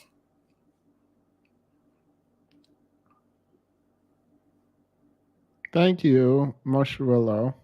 Mashallah. Nancy at Night says, I'll never understand Black men wanting Black women to accept their potential for dating purposes on the one hand while maintaining their helplessness on the other. They can't even pick a struggle and fight it. So when y'all were saying dating down earlier, was his wife making 14 an hour too? Or not dating down, what was it? In the trenches. Yeah, you're gonna stay in the trenches by yourself. I'm like, so should poor people date? Oh, tomorrow. Today's the 1st of the month. So tomorrow, because I need to look at something. For those who want to be beta readers, please send me your email. I do actually only have 2 more spots. And the reason I have 2 more spots is because I gave it to all my moderators. The moderators and people in the Discord said they wanted to be beta readers. So there's only 2 more spots left. So the first 2 people to send me their email tonight will get it. That's how I'm going to do it. Please don't all send it at once, but don't make a comment. Just send me an email, and then in the body of the email, just write your email. Cool. That's it. All right. Did you get my email? I don't check your email now. Mm. What did it say? I would like to sign up. Why did IDGAB members? Oh yeah, no. Oh, we only have one. We only have one. Should be free. Yeah, no, sorry. Yeah, we only have one. I forgot about you. I'm sorry. I did see your message on Insta. Yes, I will add you to the thing. I'm gonna do it tomorrow night as opposed to tonight because I'm tired. All payments, everything that I'm doing is gonna happen tomorrow because I'm actually tired. Yeah, the Seracle's kicking in. Whew. I'm on the list, but if not, there's one spot. Well, yes, LB, you've read it before. But yeah, because I would want you to come. She's read it. Wait, you've read it before, right? I think you read the entire book before. You're the one of the people who dragged me for how it ended. Drop a 1, LB, if you'd read it, huh? I've never read anything in my life besides that rejection letter from Harvard. I have it. I framed it. No, you should then respond to them and reject the rejection. No, thank you. I'll write to Harvard and say no, thank you. I don't want to. No, thank you. I will not accept this rejection. See you in class on Monday. See you Monday. Yeah. I rejected Harvard. Harvard offered me a $10 million scholarship to they wanted me to for 10 years. They offered me 10, 15. You remember that rapper just sat up there and lied? He just sat up there and lied, thinking college is like a rap contract. Anywho, thank you all. The reason I don't want to get off is because if I get off, I'm going to crash. And I feel like I have things to do, and I don't want to do it. Oh, I thought you were waiting for that gentleman to come and defend himself. No, I don't expect these men to defend anything anymore. Ooh. Boo. How I'm making a video on pedology, and she just keeps every time she just keeps coming out with more to talk about and add to. Leave that woman alone. Never. Leave Black women alone. Now that I'm a bread tuber, I will throw the rock and hide my hand. Absolutely. And I'll do it proudly too. Period. Go break bread. I have elf ears too. It was really hard to find Black ones, but I found. What do you mean? Why would you need to put on anything else? You think this is enough? People thought they were pigtails. Yeah, I feel like you're fine. How do I go to somebody's house? Trick or treat? Where's your costume? It's right here. Oh, I didn't see that. Oh, If you showed up at my house, I'm pulling. I'm not. I thought you guys just wore your hair like that sometimes. Unless you have a child with you trick or treating, we gonna have problems if you show up at my house as grown as you are, looking like you look. I have Benjamin.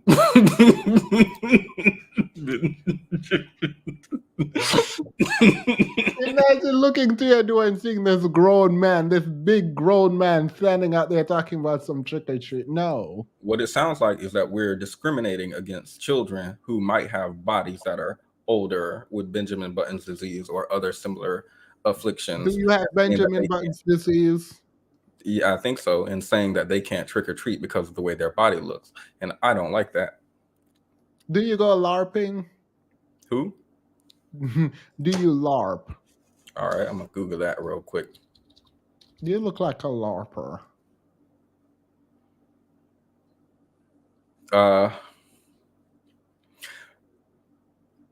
For videos, yeah. For content, I have like some prank content where I pretend to be blind. You have a video of yourself listening to message, quote unquote, that you sent your friend at night. Do you make this kind of content? Why do you make content? You watch my shorts? I feel however you felt when FD said, didn't you make a short about that? I was like, wait, you're watching Themis and those shorts? You are deep in the sauce. I was like, yeah, good. Consume it. Consume me, the content. Let it reverberate inside in a non-homoerotic way or in a homoerotic way. Whatever my content does for whoever it does, that's fine.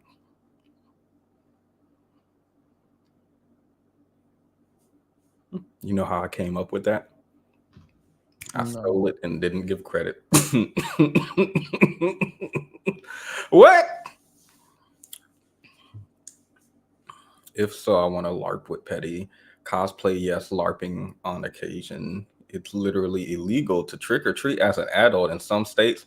Sounds like Dirty Dancing or something. Y'all outlawing fun? Excuse me? It's illegal to dance in this town. Okay, well, Wait. then. You have to answer Sister Soldier. Your Sister Soldier has a good question before we leave. Where did you find Petty, or did he show up like a stray cat? You probably did like my first video here, my first appearance here, and I don't know when it was. I was like, let me see the video. You were like, find me the exact date and time. I was like, what? What? All right. Petty just showed up here one day, came up here. I don't know if he came up the first time, but he came up once, and I don't remember it, but he remembers it apparently. Oh, I wrote it down in my notes. I talked to my therapist about it. I watched, I think, Mahogany Pink, and then I watched one of her videos, and I was like, whoa. And I watched everything, and then she just didn't put anything out ever again, ever. And then you got recommended to me, and I was like, okay, I need something, because Mahogany. That's not true. You're lying. For milk. She done gone for milks or something. For mango juice, and just completely abandoned. How hypocritical. How hypocritical. How could you? How could you? After all this talk about people who abandoned their, and now you, okay. Mahogany Pink, respond. Explain yourself. Come out of your bubble. And lip gloss. Lip gloss abandoned us. Maybe people should come out their bubble. I'm starving for content. Oh, I thought you were talking about me having dry lips. I was like, never. My lips is always moisturized. No, mine aren't. I don't know what happened to the Vaseline. I don't know if my lips are just absorbing it too fast, or are my lips that dry? This morning, I spread my lips, and you know the cut in the middle that hurts whenever you do anything besides keep your lips still. Okay, you've never had chapped lips. I feel like I could cut somebody with these. Not right now, but earlier, It's terrible. Yeah. I guess I'll end by asking, have you thought of even just one Black person that you know with a cat? Nia's cousin has a cat. Okay. She just sent me on the Discord. Go look. All right, that's all I got. Yeah. Have a wonderful have a wonderful night. The fact that y'all are staying, I was watching the video con. I was hoping that it dropped under 100. I was hoping that like it fell under 100, but it's still at 500. I actually love that. That's good. It means you guys love us for us and not for good content. But if you are looking for good content, go and watch Prince Petty shorts. Don't watch anything else. Period. Watch my video on masculinity coming out soon. Hasn't that been a year since you've been doing that video? I've literally been homeless. I just got a home. Look, my background hasn't even changed this week. Show the camera. Let's see. Let's see your home.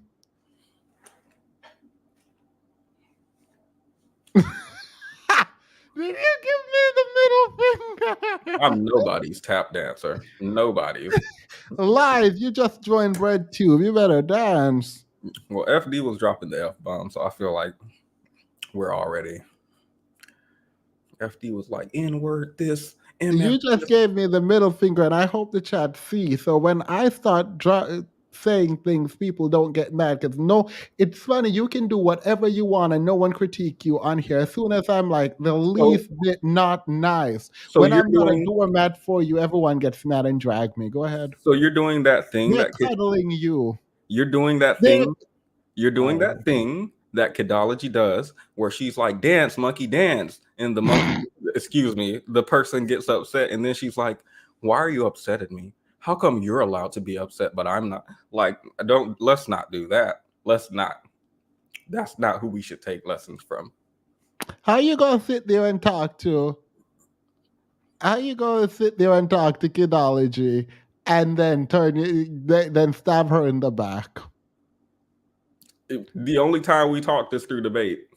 No, you went on her channel, flirted with her, talk about pooing, and then you had her on your channel and did an interview with her. Don't play. Oh, to be clear, your idea of flirting is like I boo-booed on myself in elementary school. It worked. Y'all were vibing. And she put out a poop video after that. I was like, no credit, no inspired by, nothing. Got it. But yeah, so you don't get to flirt with this woman, treat her well, and then go behind her back and talk mess about her. Well, the SBM. The same. But yeah, no, I was in elementary school and I was smart. I obviously in that class, obviously GED, so it didn't maintain throughout my life. But back in elementary, I was so smart, and I had a brilliant idea. I had to fart, so I was like, if I drop this textbook at the same time, it's gonna make a noise so loud that people won't even hear it. I dropped it on the floor, and it went flop, and everybody in the room. I sat at the back of the class. I was like, everyone looked at you while you farted. Everybody looked at me after I dropped the book, and then I farted loud as hell. It was awful. I never lived that down. I had to move schools after that, but I couldn't because who can afford to move out here?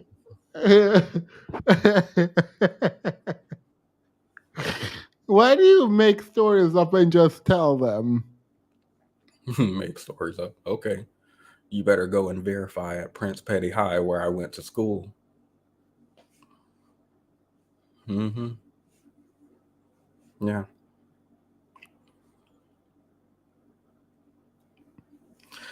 So what's wrong with my glasses? Let's talk about this since we're still here, because you was like, nah, mine look better. I'm like, where? Because they the same glasses. Look, I got my gray shirt, my glasses, the horns that nobody else but me can see. I have the Themis and Thoth cosplay on lockdown, down to the collar. That's the only part if I just get the collar right, we're literally twins. Oh.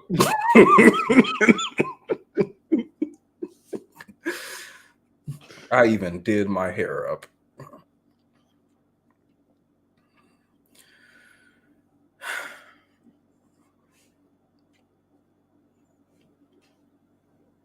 Did Munier get the fund together, or what's going on with that? Ask him. Did you tell him? About what? For your background? Yeah. I asked what you were gonna do for that. To get a background. What will you do for a background? I would talk to Kidology. I would want to know what's happening in her brain. She told us how much she makes. I don't take from the less fortunate. Wait, Kidology told y'all how much she made? Yeah, she said so on a live stream. How much does she make?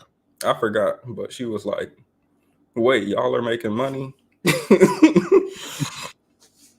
I was like, yeah, I make like 5 cents a live stream. She was like, what? I was like, how much? I almost quit YouTube. Like, wait, what? But it's fine. No. FD's not going to be the new Thoth, right? I'm still like gonna. You're not looking to replace anybody, any like masculine presence. Yeah. Go get Noah. We need some white masculine voices.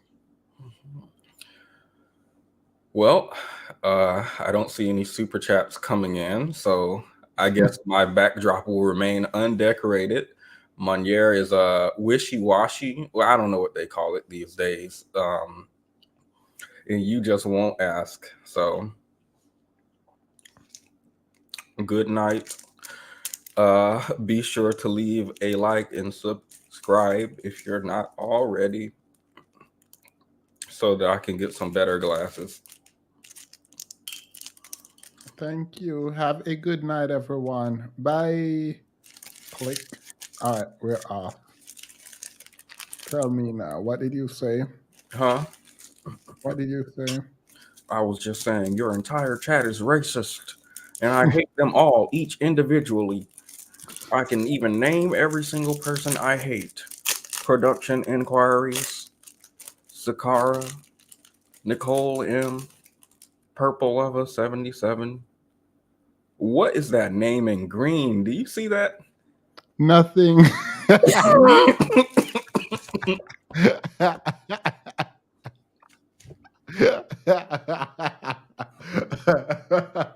Oh. Yeah, no, I don't hate anybody. I was just twerking.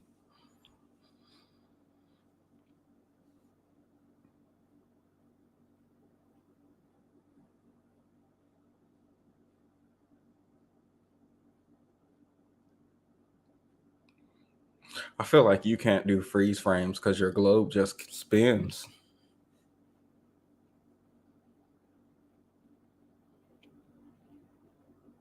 What is it spinning on? Why does it do that? You think that's normal? You think that's like appropriate for children to see? Yes, there are some children on here. And you think that's completely appropriate to be showing in the background?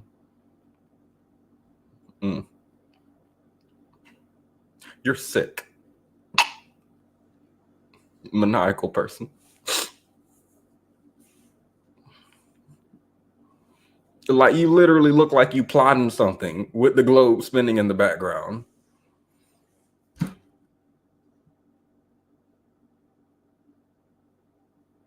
Yes. Yes.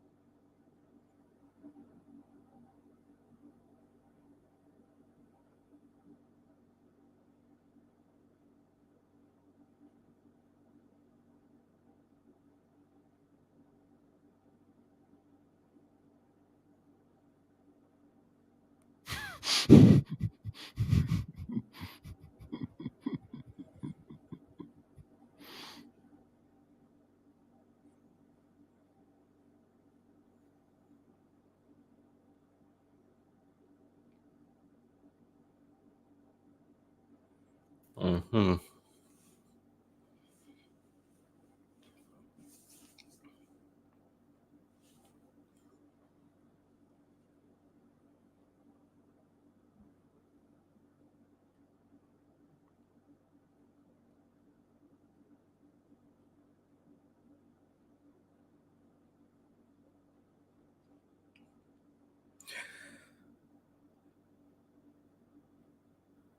So I have health insurance. Good for you. I have not had health insurance before. Unfortunate for you. No, let's forget that. Actually, help me out with a legal matter that my lawyer said I shouldn't discuss publicly. So I have a company. I called this company and I said to this company, I'm moving to this area.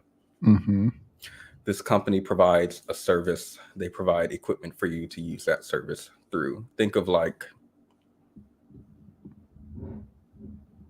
who are people who loan equipment?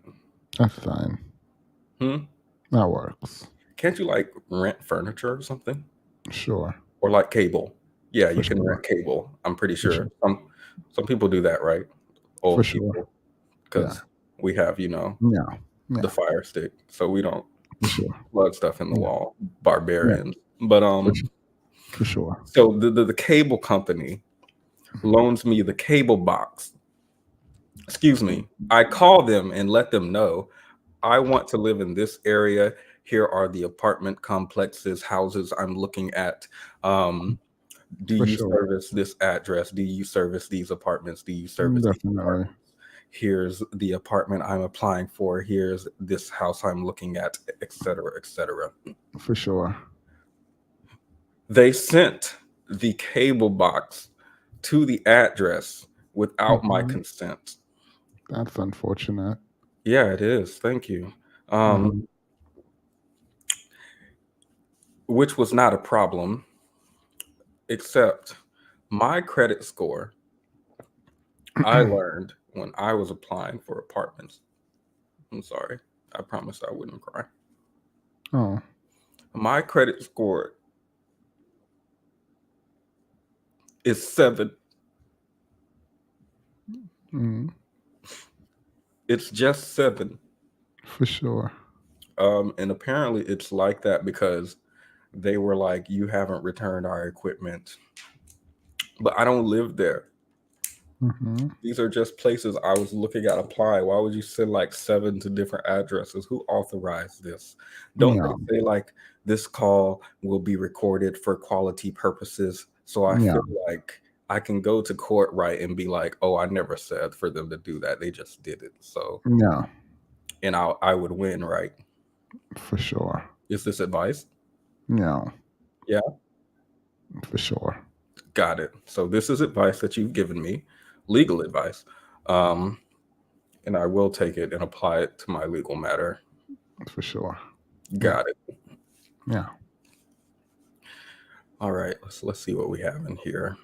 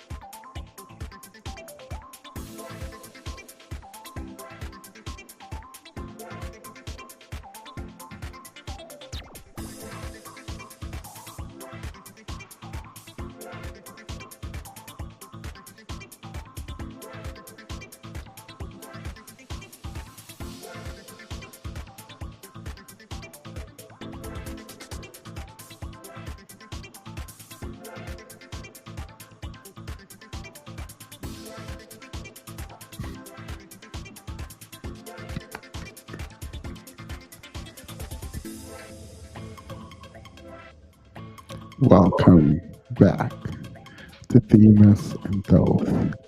Ladies and gentlemen, get your coffee, water, tea, and let's get ready to have some fun. On the mic, we have Themis. In the back, we have Petty. Let's go.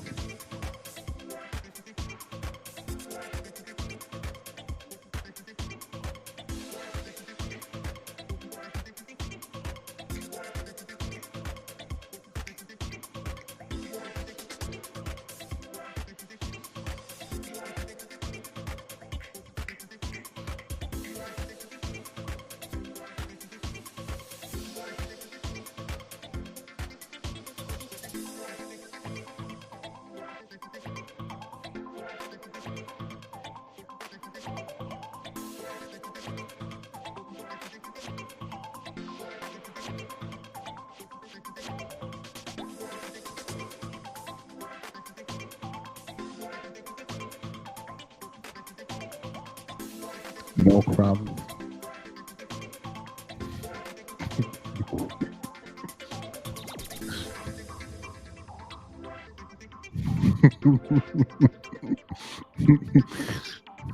This is so true. This is definitely so true. We have to give you one last look. Ladies and gentlemen, how do you feel? This right here is poetry on beat. First feeling of fame have nothing to do. Can y'all hear me? Can you hear me? All night long. I'm just going to read your comments. Petty, weird face. Do it, do it, do it. This music took black men out of the home. So let's come down all night long. Revenge, procrastination, bedtime. You could low-key song All Night by Beyonce over this beat. Themis and Thoth read us a bedtime story. I will. Themis, can you read the first line of your book?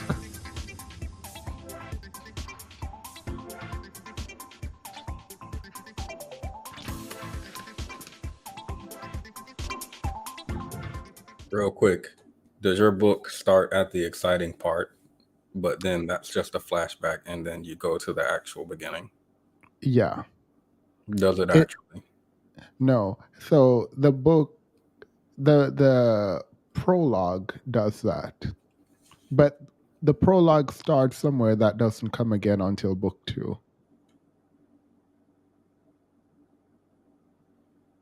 It's a pet peeve of people, I know.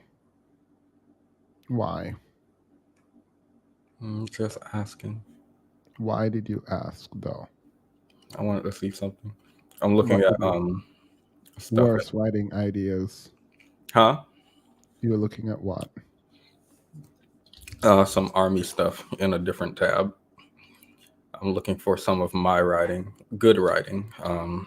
I know you've never heard of that, but I wanted to I wanted to show you something. The Little Mermaid. Why was I writing about that? Oh yeah, she was black and people were mad. I was like, what? All right. Petty just said we shouldn't hear my book. Oh my goodness. Is that?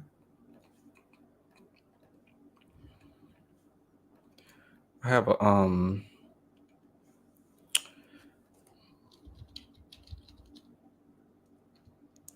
what is his name?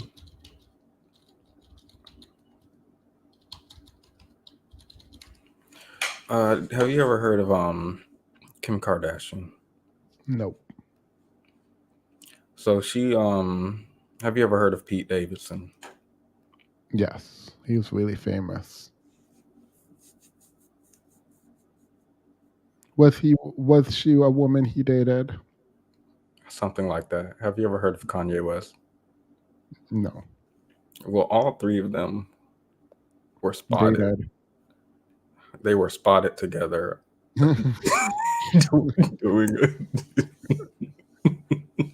doing a photo shoot for their new album. Oh, I they don't were good. know. Yeah, I tried. All right. Have a wonderful night, everyone. Petty turned off the music and said he don't want to hear nothing from no book. So, bye. Have a good night.